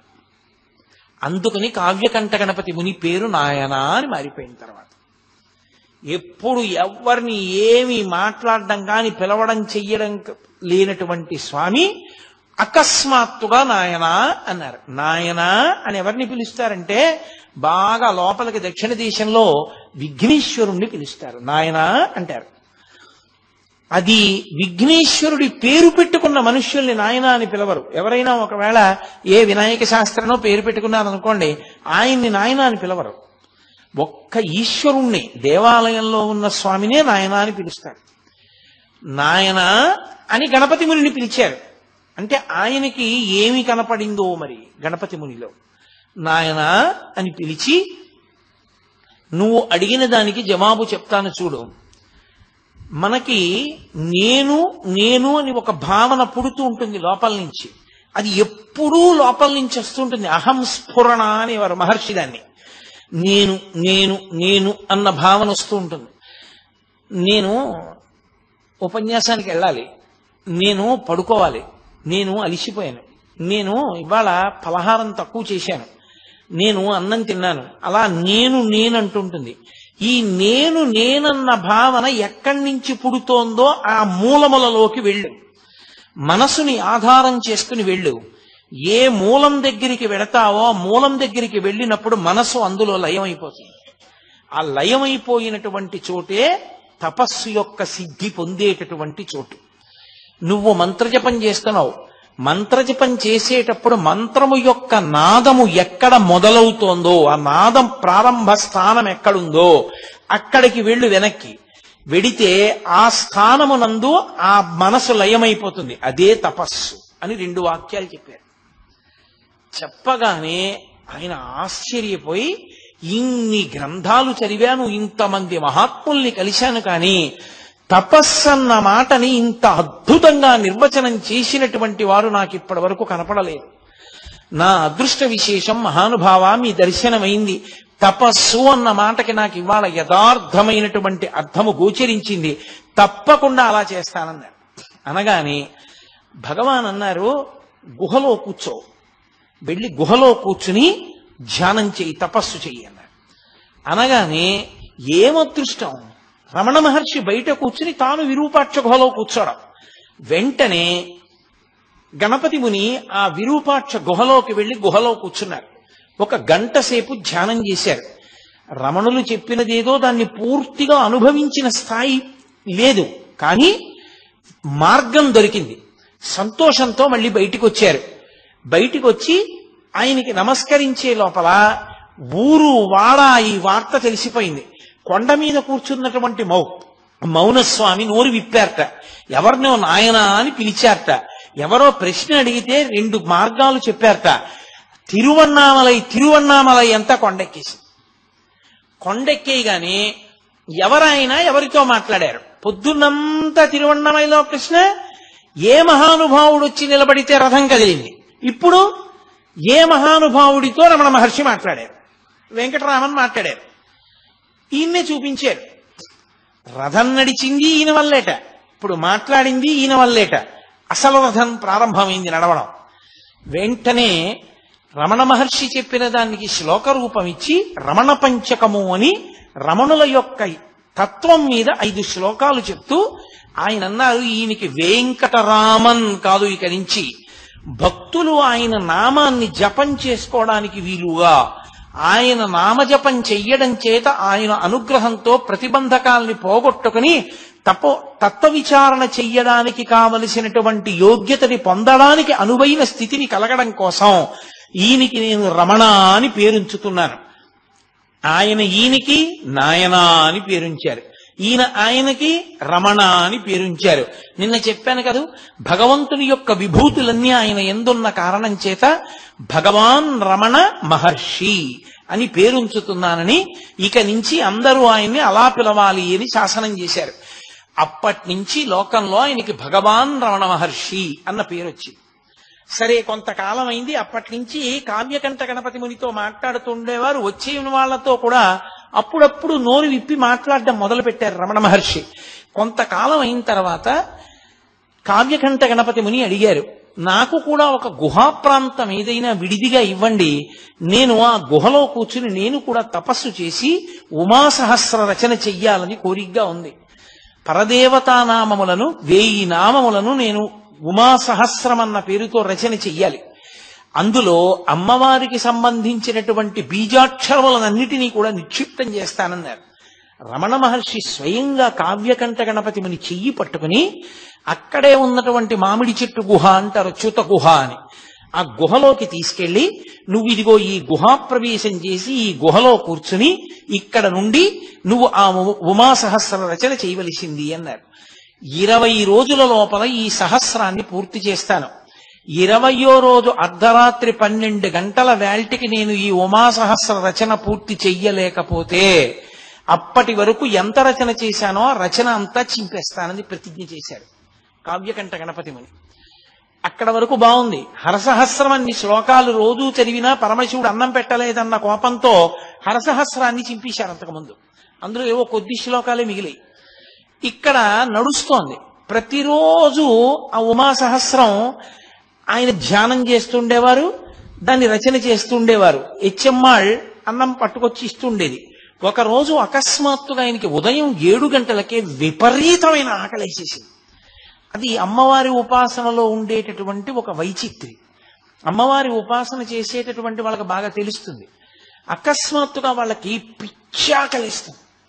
అంత పిచ్చాకలేస్తే నిజంగా మీరు తీసుకొచ్చి అన్నం పెట్టారనుకోండి, అన్నం చూడగానే త్రేణుపు వచ్చి వెళ్ళిపోతారు. అన్నం తిన్నంత కడుపు నిండిపోతాయి. కానీ పిచ్చి ఆకలేస్తూ ఉంటుంది. రామకృష్ణ పరమహంసకు అలాగే వేస్తుంటే వాళ్ళ గురువు గారు ఆయనతో ఉండేటటువంటి అంతేవాసి తీసుకెళ్లి అన్నం కుంభం చూపించారు. చూపించగానే ఆయనకి త్రేణుపు వచ్చింది. కాబట్టి ఈయనకి విశేషమైన ఆకలేసేస్తోంది ఉదయం 7 గంటలకి. రాత్రి పాలు తాగుతారు. ఎలా 7 గంటలకు అన్నం ఎక్కడి నుంచి వస్తుంది అనుకుంటున్నారు? ఆ హెచ్ఎమ్మాళ్ళకి అన్నం పప్పు వండుతోంది ఆవిడ. అకస్మాత్తుగా ఒక దివ్యస్వరూపం ఒకటి కనపడి వెంటనే గణపతి మునికి అన్నం పట్టుకెళ్ళి ఇచ్చేసేయని వినపడింది. ఆవిడ గిన్నెల్లో పట్టుకుని అన్నం పప్పు పట్టుకెళ్ళి చ్యుత గుహలో పెట్టింది. ఆయన రెండిటి వంక చూశారంతే, త్రేడుపులు వచ్చాయి. 17 రోజులైంది. 4 వంతులు పూర్తయిపోయింది ఉమాసహస్రం. ప్రతిరోజు సాయంకాలం భగవాన్ రమణ మహర్షి కూడా వచ్చి కూర్చుని అప్పటి వరకు ఎంత భాగం రచన పూర్తయిందో అంత భాగాన్ని ఆయన కూడా వింటూ ఉండేవారు, మాట్లాడుతూ ఉండేవారు, వెళ్ళిపోతూ ఉండేవారు. 4 వంతులు పూర్తయిపోయిన తర్వాత 17 రోజులు అయిపోయింది. ఇంకా 3 రోజులు ఉంది. 1/4 వంతు భాగం పూర్తవ్వాలి. వేలు మీద పెద్ద గోరు చుట్టు పుట్టింది. విపరీతమైనటువంటి పోటు. కలం ఇలా పట్టుకోలేకపోయారు. అలాగే ఇంకొక్క రోజు మాత్రమే మిగిలింది. ఒక్క శ్లోకం కూడా రచన చేయలేరు. ఈ ఉమాసహస్రం చదివి వినిపిస్తారని పక్క ఊళ్ళంతటా టౌకేశారు, పందిళ్ళేసేశారు, ఏదో ఉత్సవంలాగా. ఎందరో ఊళ్ళ నుంచి బయలుదేరి వచ్చేస్తున్నారు. ఇక్కడేమో వేలుకి గోరు చుట్టు, నడవట్లేదు. ఇంకా తెల్లవారితే 20వ రోజు. ఆ 19వ రోజు రాత్రి అరుణాచలంలో తిరువణ్ణామలైలో ఉండేటటువంటి ఒక వైద్యుడికి కల్లో పరమశివుడు కనబడ్డాడు. కనబడి కొండ మీద ఒక మహానుభావుడు ఉమాసహస్రం రచన చేస్తున్నాడు. వేలుకి గోరు చుట్టేసింది, రాయలేకపోతున్నాడు. నువ్వు వెంటనే వెళ్ళి దాన్ని శస్త్రచికిత్స చేయవలసింది అన్నారు. ఆయన వెతుక్కుంటూ రమణ మహర్షి దగ్గరికి వెళ్ళారు. రమణ మహర్షి ఈ గుహ చూపించారు. అప్పుడు ఈయనకి శస్త్రచికిత్స చేసి తీసి కట్టు కట్టారు. కట్టుండడం వల్ల రచన సాగలేదు. అప్పుడు ఆయన దగ్గర ఉండే స్నేహితులందరూ కలిసి అన్నారు, మరి ఇవాళ రాత్రి అయిపోవాలి 12 గంటల లోపల, ఎలా అంటే ఆయన అన్నారు, రమణ మహర్షి అన్నారు, ఆశువుగా కవితాధార చెప్పగలరు కాబట్టి 5 పృచ్ఛకులు తిరువణ్ణామలై నుంచి కొండ మీదకి వస్తారు. 5 పృచ్ఛకులు కూర్చుంటారు. 5 వృత్తాలలో ఇన్ని శ్లోకాలని వీరు ఆశువుగా చెప్తుంటే వాళ్ళు రాసేస్తారు. ఇటు తిరిగి ఇటు తిరిగి ఇటు తిరిగి ఇటు తిరిగి ఇటు తిరిగి చెప్పేస్తుంటే వాళ్ళు రాసేస్తుంటారు. 5 పృచ్ఛకులు కాగితాలు కలాలు పట్టుకుని ఆ లేఖకులు వచ్చేసి కూర్చున్నారు. రాత్రి అయింది. రమణ మహర్షి వచ్చి నడవట్లేదు రచన. రమణ మహర్షి వచ్చి ఏమీ పర్వాలేదు, ఇక నడుస్తుంది, మొదలు పెట్టండి అన్నారు. అని కావ్యకంఠ గణపతి ముని వెనక్కి వెళ్లి కూర్చుని సమాధిలోకి వెళ్ళిపోయారు. ఆయన సమాధిలోకి వెళ్ళిపోయారు. కావ్యకంఠ గణపతి ముని యొక్క నోటి వెంట వరద కింద వెళ్ళిపోయింది ఉమాసహస్రం. రాత్రి 12 కన్నా ముందే ఉమాసహస్రం పూర్తి అయిపోయింది. 5 రాసేశారు. అమ్మయ్య అయిపోయింది సహస్రం అన్నారు. రమణులు ఒక్కసారి బహిర్ముఖులై, నేను చెప్పినదంతా రాసుకున్నారా అని అడిగారు. అప్పుడు కావ్యకంఠ గణపతి ముని అన్నారు, పలికిన వాణ్ణి నేను, నా లోపల 12 లోపల పలికించడానికి గురువు అనుగ్రహంగా రమణులే చేరి బుద్ధి ప్రకాశం చేసి నా చేత పలికించారని. ఆ ఉమాసహస్రం ఎంత మంది చేతనో కొనియాడబడేటటువంటి గ్రంథం. అమ్మవారి బీజాక్షరముల యొక్క సంపుటీకరణంతో అమ్మవారి వైభవాన్ని అంత గొప్పగా కీర్తించేటటువంటిది. లక్ష్మీకాంతం గారని కావ్యకంఠ గణపతి మునికి చాలా అంతేవాసి. ఆయన మహానుభావుడు నాయన అన్న పేరుతో కావ్యకంఠ గణపతి ముని మీద ప్రత్యేకంగా ఒక పుస్తకం రాశారు. ఆ పుస్తకంలో ఈ ఉమాసహస్రంలో ఉండేటటువంటి కొన్ని శ్లోకాలని కూడా ఆయన అందులో చేర్చి చూపించారు. కాబట్టి అంత గొప్పగా ఉమాసహస్రం పూర్తయింది. తర్వాత శుద్ధప్రతులు పూర్తయ్యాయి. తన చేత రమణ మహర్షియే ఉమాసహస్రం పూర్తి చేయించి లోకానికి అందించారు అని కావ్యకంఠ గణపతి మునికి భగవాన్ రమణులంటే విశేషమైనటువంటి గురుభక్తి. ఎప్పుడూ ఆయన్ని గురుభావనతోనే చూస్తుండేవారు. రమణ గీత అని రమణ భగవానుడి యొక్క తత్వాన్నంతటినీ కూడా అద్భుతమైనటువంటి కవిత్వం రూపంలో తీసుకొచ్చిన మహానుభావుడు కావ్యకంఠ గణపతి ముని. ఎందుచేత అంటే ఎందరో వచ్చి ఆయన్ని ప్రశ్నలు వేస్తూ ఉండేవారు. అందులో ప్రధానమైన ప్రశ్నలు కొన్ని ఉండేవి. వాటికి జవాబు చెప్పేవారు. చెప్పిన జవాబులు లోకానికి అందకుండా పోతాయేమోనని జాగ్రత్త తీసుకున్న వాళ్ళు ఇద్దరు. ఒకరు సూరి నాగమ్మ గారు, ఒకరు కావ్యకంఠ గణపతి ముని. ఒక్కొక్క చోట ఆయనే శిష్యుడిగా వచ్చి రమణ మహర్షిని అడిగితే ఏం చెప్తారో ఊహించి, వచ్చినటువంటి వాళ్ళు అడిగిన ప్రశ్నలకి జవాబులు రమణులు ఏం చెప్పారో చూసి, వీటిని గీత, భగవద్గీత అర్జునుడికి కృష్ణుడు ఎలా చెప్పాడో అలా రమణ గీత అన్న పేరుతో రచన చేశారు ఆయన. దానికోసం ఆయన రమణులతో కలిసి స్కందాశ్రమంలోనే ఉన్నారు. ఆ రమణ గీత జరుగుతున్నప్పుడే అరుణాచల క్షేత్రానికి కాదు, ఈ భూమండలానికి ఒక పెద్ద ప్రమాదం తప్పింది. విశాలాక్షమ్మ గారు వచ్చారు. అప్పటికి కావ్యకంఠ గణపతి మునికి విశాలాక్షమ్మ గారికి కూడా 40 ఏళ్ల లోపే వయస్సు. కాబట్టి వాళ్ళు ఇంకా శారీరకమైనటువంటి సంబంధంతో ఉండవలసినటువంటి కోర్కెలకి అతీతులు అన్న స్థితిని నమ్మడం కష్టం లోకానికి. ఆయన విరూపాక్ష గుహలో కూర్చుని నేను ఆ రమణ గీత రచన చేస్తాను అని అడిగారు. అప్పటికి రమణ మహర్షి స్కందాశ్రమంలో ఉన్నారు. రమణ మహర్షి అన్నారు, తప్పకుండా చెయ్యండి అన్నారు. పళని అని ఉండేవాడు, పళనిస్వామి అని రమణ మహర్షి దగ్గర అంతేవాసి. ఆ పళనిస్వామిని పిలిచారు రమణ మహర్షి. పిలిచి ఆ గుహంతా చాలా కాలంగా రమణ మహర్షి విడిచిపెట్టేసిన కారణం చేత దాని చుట్టూ తుక్కు అవి పడిపోయి అది శుభ్రంగా లేదు ప్రవేశించడానికి. అదంతా శుభ్రం చేసి దాని తాళాలు ఇయ్యి కావ్యకంఠ గణపతి ముని అందులో కూర్చుని రమణ గీత రచన చేస్తారు. అమ్మగారు అనేవారు విశాలాక్షమ్మ గారు. అమ్మ అన్నం వండి పెడుతుంది అన్నారు. సటుక్కున పళన మహర్షి అన్నాడు, ఆయన భార్యతో ఉన్నారు కదా, విరూపాక్ష గుహలోకి భార్యా సహితులు వెళ్ళి ఉండకూడదు అన్నాడు. అంటే వెంటనే కావ్యకంఠ గణపతి ముని అన్నారు, నేను భార్యతో కలిసి ఉన్న వానప్రస్థుని, నేను అక్కడ సంసారం చేసేవాణ్ణి కాదు. నేను ఎటువంటి వాణ్ణో రమణులకు తెలుసు. రమణులు నాకు తాళం ఇస్తే రమణులు నన్ను వెళ్ళమంటే లోకం నమ్ముతుందన్నారు. వెంటనే రమణ మహర్షి భృకుటి చిప్పించి పళనిస్వామి వంక తిరిగి, నువ్వు ఆ గుహంతా శుభ్రం చేసి ఆయనకి తాళం ఇయ్యి లోపలికి ఎడతారు అన్నారు.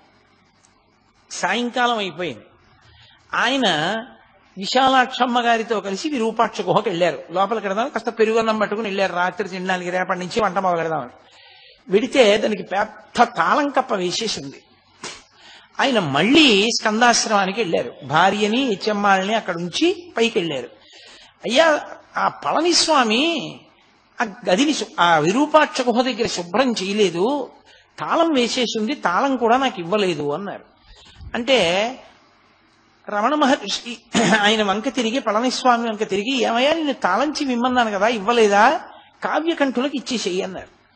ఆయన అన్నాడు లేచి నిలబడి, ఏమి అందులో సంసారం చేద్దామనే, నీకెందుకు విరూపాక్ష గుహ, ఎక్కడ కూర్చుని రాయకూడదు అన్నాడు. విపరీతమైన ఆగ్రహం వచ్చేసింది కావ్యకంఠ గణపతి మునికి. వచ్చేసి, నా యొక్క జీవితాన్ని తప్పు పట్టావు, నా వానప్రస్థాన్ని తప్పు పట్టావు, నా భార్యతో కలిసి విరూపాక్ష గుహలో సంసారం చేస్తానన్నావు, ఇంత దారుణమైన మాట నా మీద మాట్లాడావు కనుక ఈ పృథివి తగలబడిపోవుగాక నా ఆగ్రహము చేత. నా శక్తి ఏదైతే గణపతి నా వాక్కు యథార్థము చేయుగాక అని విపరీతమైన ఆవేశంతో తాళం చెవి పుచ్చుకోకుండా వెళ్ళి ఒక రాయి తీసుకుని ఆ తాళం కప్పని కొట్టారు. కొడితే ఆయనకి పరశురామ మంత్రాలు ఉన్నాయి. ఆ అగ్నిహోత్ర ప్రభావానికి తాళం ఊడి కింద పడిపోయింది. ఆ రాతికి అది పడదు. ఆయన వెంటనే గుహలోకి వెళ్ళిపోయారు. గుహలోకి వెళ్ళిపోయి ఆ ఎదురుగుండా ఉన్నటువంటి ఒక రాతి మీద కూర్చుని భూమి వంక తీవ్రమైనటువంటి దృక్కులతో భూమి వంక చూస్తున్నారు. రమణ మహర్షి గమనించారు. పరమ ప్రమాదం వచ్చింది. ఇంత మంత్రజపం చేసేశాడు, ఇంత జపం చేసేశాడు, మంత్రసిద్ధులు పొందేశాడు. పొంది కోపానికి వశుడైపోయాడు. వశుడైపోయి ఇప్పుడు తనకున్నటువంటి శక్తినంతటినీ భూతలం మీద పెట్టాడు. ఈ భూమిని పాడు చెయ్యాలనుకుంటున్నాడని ఆయన బయటికి వచ్చి నిలబడి స్కందాశ్రమంలో ఒక్కసారి ఆకాశం వంక చూశారు. చూసేటప్పటికే అకస్మాత్తుగా మబ్బులు వచ్చేసాయి. మబ్బులొచ్చి మెరుపులు, పిడుగులు, వర్షం ప్రారంభమైంది. ప్రారంభం అవగానే అందరూ ఆశ్రమంలోకి వెళ్ళిపోయారు.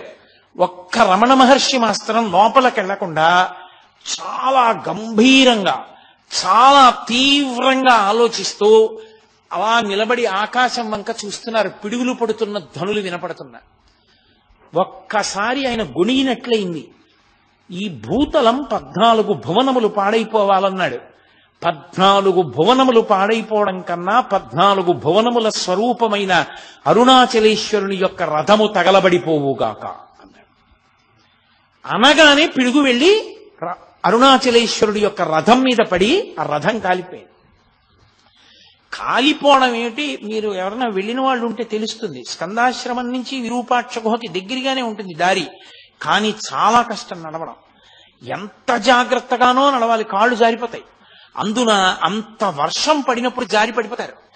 అతి వేగంతో వచ్చేసి విరూపాక్ష గుహలోకి వెళ్ళి కావ్యకంఠ గణపతి ముని చేయి పట్టుకున్నారు. పట్టుకోగానే గురువు గారు వచ్చారని లేచి నిలబడ్డారు. నాకు చేతిలో చెయ్యి వేసి ప్రమాణం చెయ్యి అన్నారు. దేనికన్నారు కావ్యకంఠ గణపతి ముని. ఇన్ని మంత్రసిద్ధులు పొందావు, కానీ కోపానికి వశపడి లోకాన్నే పాడు చెయ్యాలనుకున్నావు, ఇంకెప్పుడు జీవితంలో కోపానికి వశపడదని ప్రమాణం చెయ్యి అన్నారు. వెంటనే చేతిలో చెయ్యేసి ప్రమాణం చేశారు, ఇంకెప్పుడు నేను కోపానికి వశుణ్ణి కాదని. అందుకే స్థాయిని బట్టి కోపాన్ని అణుచుకునే శక్తి లేకపోతే ఉపద్రవాలు వస్తాయి. ఆ రోజున అరుణాచలేశ్వరుడి రథం తగలబడిపోయింది. తగలపడిపోవడం వల్ల రమణులు అన్నారు, పోన్లేండి ఈ కారణం చేత స్వామికి కొత్త రథం ఏర్పడింది అన్నారు. మళ్ళీ నూతనమైనటువంటి రథాన్ని స్వామికి తయారు చేశారు. కావ్యకంఠ గణపతి ముని యొక్క వాక్కు అంత ప్రమాదకరం, అంటే అంత శక్తివంతమైంది. అన్ని మంత్రముల యొక్క ఉపాసన, అన్ని సిద్ధులను పొందారు మహానుభావుడైన. అటువంటి వ్యక్తి అరుణాచలంలోనే ఉండి స్కందాశ్రమానికి వెళ్ళిపోయారు. తర్వాత విరూపాక్ష గుహలో ఆయన కూర్చోలేకపోయారు. ఎండ వేడికి లోపల గాలి లేక అందులో కూర్చోలేక భార్యని చెన్నై పంపించేసి ఆయన స్కందాశ్రమానికి వెళ్ళిపోయారు. వెళ్ళిపోయి ఆ స్కందాశ్రమంలో రమణ మహర్షితోటే కూర్చుని ఆ రమణ గీత పూర్తి చేశారు.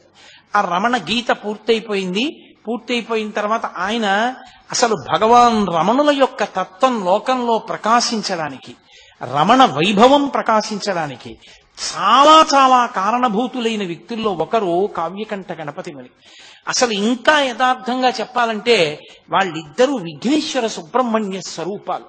వాళ్ళిద్దరూ కలిసి జీవితంలో అపురూపమైన సంఘటనలకు కారణమయ్యారు అరుణాచల క్షేత్రంలో. ఇద్దరికీ అరుణాచల క్షేత్రంతో అంత సంబంధం.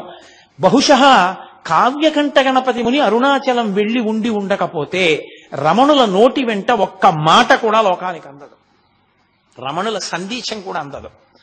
కావ్యకంఠ గణపతి ముని కారణంగానే ఆ రథం కదిలింది. అది తరువాతి కాలంలో ఎందరికో మార్గదర్శనమైంది. ఆ తరువాత తిరువత్తూరు వెళ్ళిపోయారు. నేను యాత్రకు వెడతాను అని చెప్పి బయలుదేరారు. రమణుల నోటి వెంట ఏదీ అనవసరంగా రాదు. యాత్రకు బయలుదేరుతుంటే రమణులు అన్నారు, మీతో వాసుదేవ శాస్త్రిని తీసుకెళ్ళండి అన్నారు. ఎందుకన్నారో అలా అని వాసుదేవ శాస్త్రిని కూడా తీసుకెళ్లి చెన్నైలో బయలుదేరుతూ అన్నారు, అనవసరంగా రమణులు ఇతన్ని పంపించారు, ఎందుకు పంపించారో అని ఇవాళ మనం ఏ దిక్కుగా వెడదామని అడిగారు వాసుదేవ శాస్త్రిని. ఆయన అన్నాడు, మనం తిరువత్తూరు దిశగా వెడదాం, దానికి ఆదిక్షేత్రం అని పేరు, అదే మొదటి క్షేత్రం, అటు వెడదామన్నాడు. తిరువత్తూరు వెళ్ళారు. అక్కడే కావ్యకంఠ గణపతి మునికి కపాలి శాస్త్రితో అనుబంధం ఏర్పడింది. కపాల శాస్త్రి పుస్తకాలు మీలో ఎవరైనా చదివారేమో నాకు తెలియదు. కావ్యకంఠ గణపతి ముని ఎంతటి మహాప్రకాండుడో, ఎంతటి సంస్కృత భాషా ధురీనుడో, అంతటి గొప్ప రచనా వైభవం ఉన్నవాడు, మహావేదాంతి ఆయన కూడా.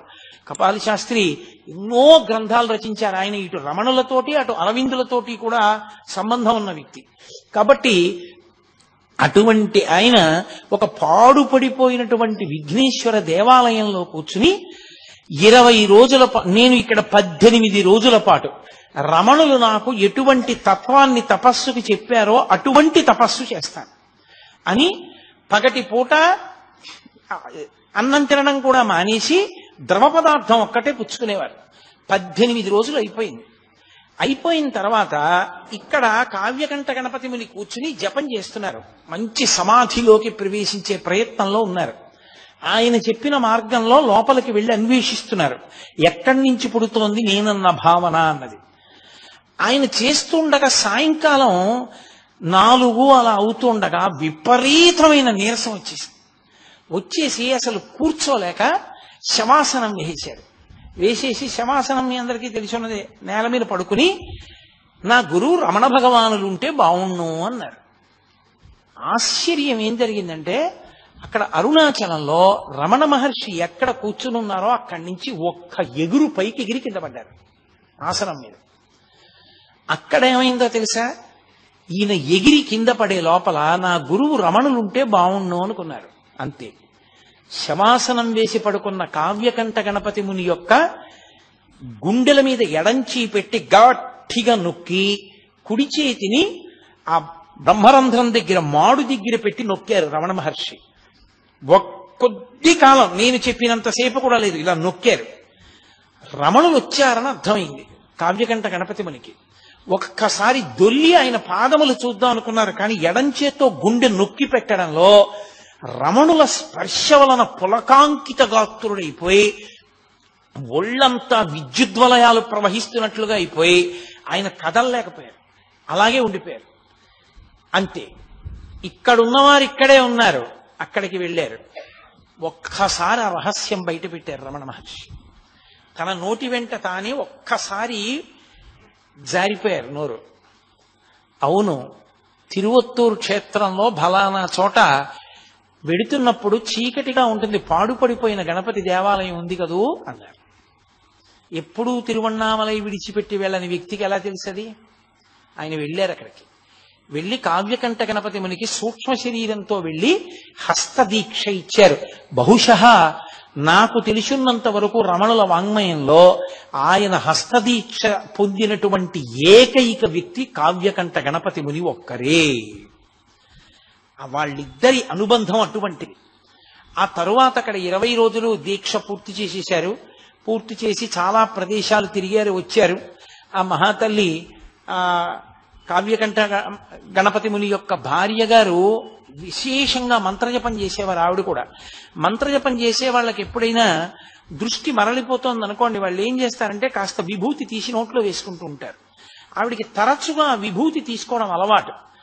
అలా అస్తమానం విభూతి తీసుకోవడం వల్ల ఏమైపోయిందంటే ఆవిడ నెత్తురంతా విభూతి కలిసిపోయి గడ్డల కింద ఏర్పడిపోయి ఆవిడకి ప్రాణోత్క్రమణ కాలం ఆసన్నం అయిపోయి ఆవిడ ప్రాణం విడిచిపెట్టేసే ముందు కూడా మంత్రజపం చేస్తూనే ప్రాణం వదిలిపెట్టేసింది. ఆవిడే నిరంజనానంద స్వామి వారిని వేడుకుని ఆ మాతృభూతేశ్వరాలయంలో వెనక శ్రీచక్రం ఉండాలి అని చెప్పి నిరంజనానంద స్వామి వారిని బ్రతిమాలి శ్రీచక్రం అక్కడ ఉండేటట్టుగా ఉత్సాహం తీసుకొచ్చినటువంటి వ్యక్తి కావ్యకంఠ గణపతి ముని గారి భార్య అయినటువంటి విశాలాక్షమ్మ గారి. అంతటి అనుబంధం. తరువాతి కాలంలో కొన్ని కారణాలు జరిగాయి, అవి ఇప్పుడు అప్రస్తుతం. ఆ కొన్ని కారణముల చేత ఉత్తర భారతదేశం వైపుకు వెళ్లారు. అరబిందో ఆశ్రమానికి వెళ్ళవలసి వచ్చింది కావ్యకంఠ గణపతి ముని. ఆశ్రమానికి వెళ్లి అక్కడి నుంచి మళ్ళీ కలువరాయి వెళ్లి ఆశ్రమ నిర్మాణం చేసుకుని అక్కడి నుంచి బయలుదేరి ఆయన జీవితంలో చేసినటువంటి కించిత్ తొందరపాటు అనవలసి ఉంటుందేమో మహాత్ముల విషయంలో, అలా ఎంచి చూడడం మంచిది కాదేమో, వాళ్ళ జీవితానికి వాళ్లే తీర్పు చెప్పుకోవాలనుకుంటారేమో. ఆయన ఖర్గపూర్ వెళ్ళారు. వెడితే ఈయన సాక్షాత్ గణపతి అంశ అని తెలిసిన కారణం చేత చూసే భక్తులందరూ సంతోషిస్తారు కదా అని గణపతి నవరాత్రి ఉత్సవాల్లో కావ్యకంఠ గణపతి మునినే విఘ్నేశ్వరుడిగా తీసుకెళ్లి కూర్చోపెట్టి ఆవాహన మంత్రం దగ్గర నుంచి చెప్పేసి అక్కడ అర్చన చేసే బ్రాహ్మణుడు ఏం చేశాడంటే పూజ అంతా చేయించి నీరాజనమిచ్చి ఉద్వాసన మంత్రం చెప్పేశాడు. ఉద్వాసన మంత్రం చెప్తే అయిపోయింది, ఇంకా వెళ్ళిపోమ్మని. అది మొట్టమొదటి ప్రమాద ఘంటిక. ఆ ఉద్వాసన మంత్రం చెప్పగానే ఆయన నవ్వారు. ఆ తరువాత ఆయన ఎవ్వరితో నోరు విప్పి చెప్పేవారు కాదు. సరి అయిన పండ్ల రసం కూడా లేక చాలా కష్టపడ్డారు పాపం మహానుభావుడు. కష్టపడి నేను మీతో మనవి చేశానే, ఆయనకి అత్యంత దగ్గర వారు లక్ష్మీకాంతం గారని. ఆయన వెళ్ళినప్పుడు ఏమైందంటే బ్రహ్మాండమైనటువంటి వర్షం పడింది. లక్ష్మీకాంతం గారు వెళ్ళినప్పుడు ఈ కావ్యకంఠ గణపతి మునప్పుడు ఒక పాకలో ఉన్నారు. పాకంతా కురిసేసింది. అంతటి మహానుభావుడు అటువంటి స్థితిలో ఉన్నారు ఆ సమయంలో, కష్టకాలం. ఆయన పడుకున్న మంచం తప్ప మిగిలిన చోటంతా వాన కురిసేస్తోంది. లక్ష్మీకాంతం గారు అన్నారు, ఎందుకు ఇక్కడ ఆ ఖర్గపూర్లోని తెలిసి ఉన్నటువంటి మిత్రుడు ఉన్నాడు, అతని ఇంటికి వెళ్ళిపోదురు కానీ పోనీ మీకు ఏదైనా సమయం ఉంటే చెప్పండి, ముహూర్తం ఉంటే అప్పుడే వెడదామన్నారు. ఆయన ఒక నవ్వు నవ్వి రేపు మధ్యాహ్నం 2:30 వెళ్ళిపోతుంది అన్నారు. ఈయన అనుకున్నారు 2:30కి బయలుదేరతారు అనుకున్నారు. ఇంతలో అకస్మాత్తు పనొచ్చి కలకత్తా వెళ్ళవలసి వచ్చింది. ఆయన నేను వస్తాను రేపు మళ్ళీ అని అన్నారు. 12 గంటలకు ఆయన లక్ష్మీకాంతం గారు ఆఫీస్ నుంచి తిరిగి వచ్చి మళ్ళీ ఖర్గపూర్ బయలుదేరదామని బయలుదేరుతున్నారు. 12 గంటలకు ఆయన బట్టలు వేసుకుని బయటికి వచ్చి తాళం వేయబోతున్నారు. భార్యను అక్కడ ఉంచారు శుశ్రూషకి. పక్కింటి ఆవిడ వచ్చి, అయ్యో అన్నయ్య గారు బయలుదేరుతున్నారా, కొద్దిగా టీ తాగి వెళ్ళండి అన్నారు. కొద్దిగా టీ తాగి వెళ్ళమంటున్నారు కదా అని ఆయన ప్రభావం వెళ్ళిపోవలసిన సమయం ఆసన్నం అయిపోయింది. 12 గంటలకి ఆవిడ టీ తెచ్చేదాకా కదా అని అక్కడ పరుపు కనపడితే దాని మీద పడుకున్నారు.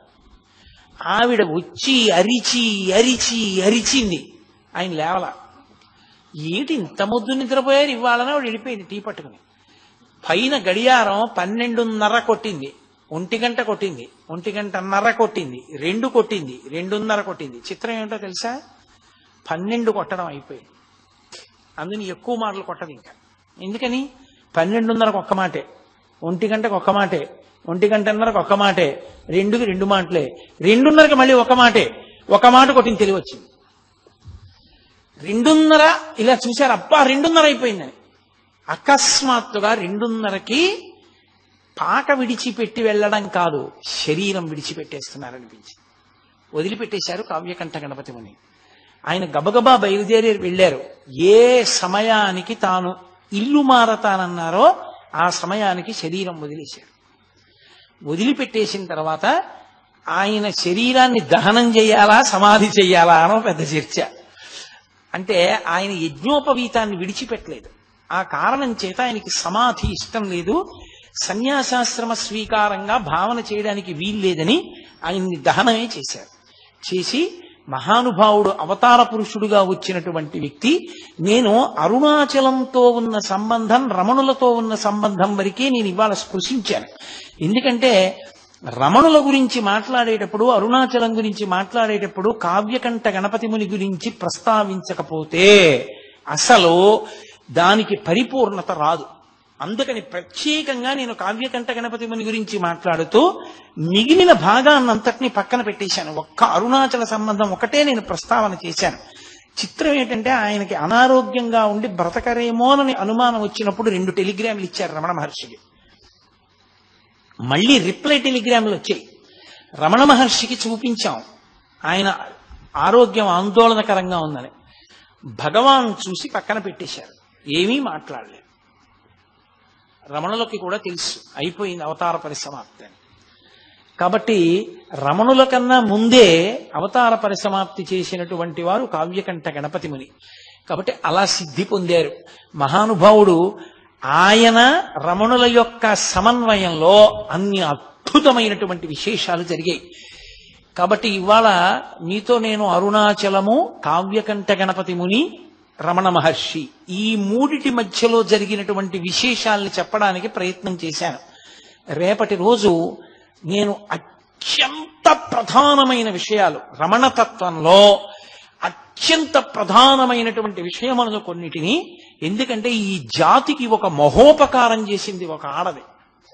నిజంగా ఆవిడే అలా పుట్టినింటికి ఉత్తరాలు రాసి ఉండి ఉండకపోతే, అన్నగారు ఆ ఉత్తరాలని దాచి ఉండి ఉండకపోతే, రమణులు ఎన్ని సందర్భాల్లో ఎన్ని అద్భుతమైన మాటలు మాట్లాడారో మనకి అంది ఉండేవి కావు. అవి అందించిన వారు ఇద్దరే. ఒకరు కావ్యకంఠ గణపతి ముని, రెండవ వారు సూరి నాగమ్మ గారు.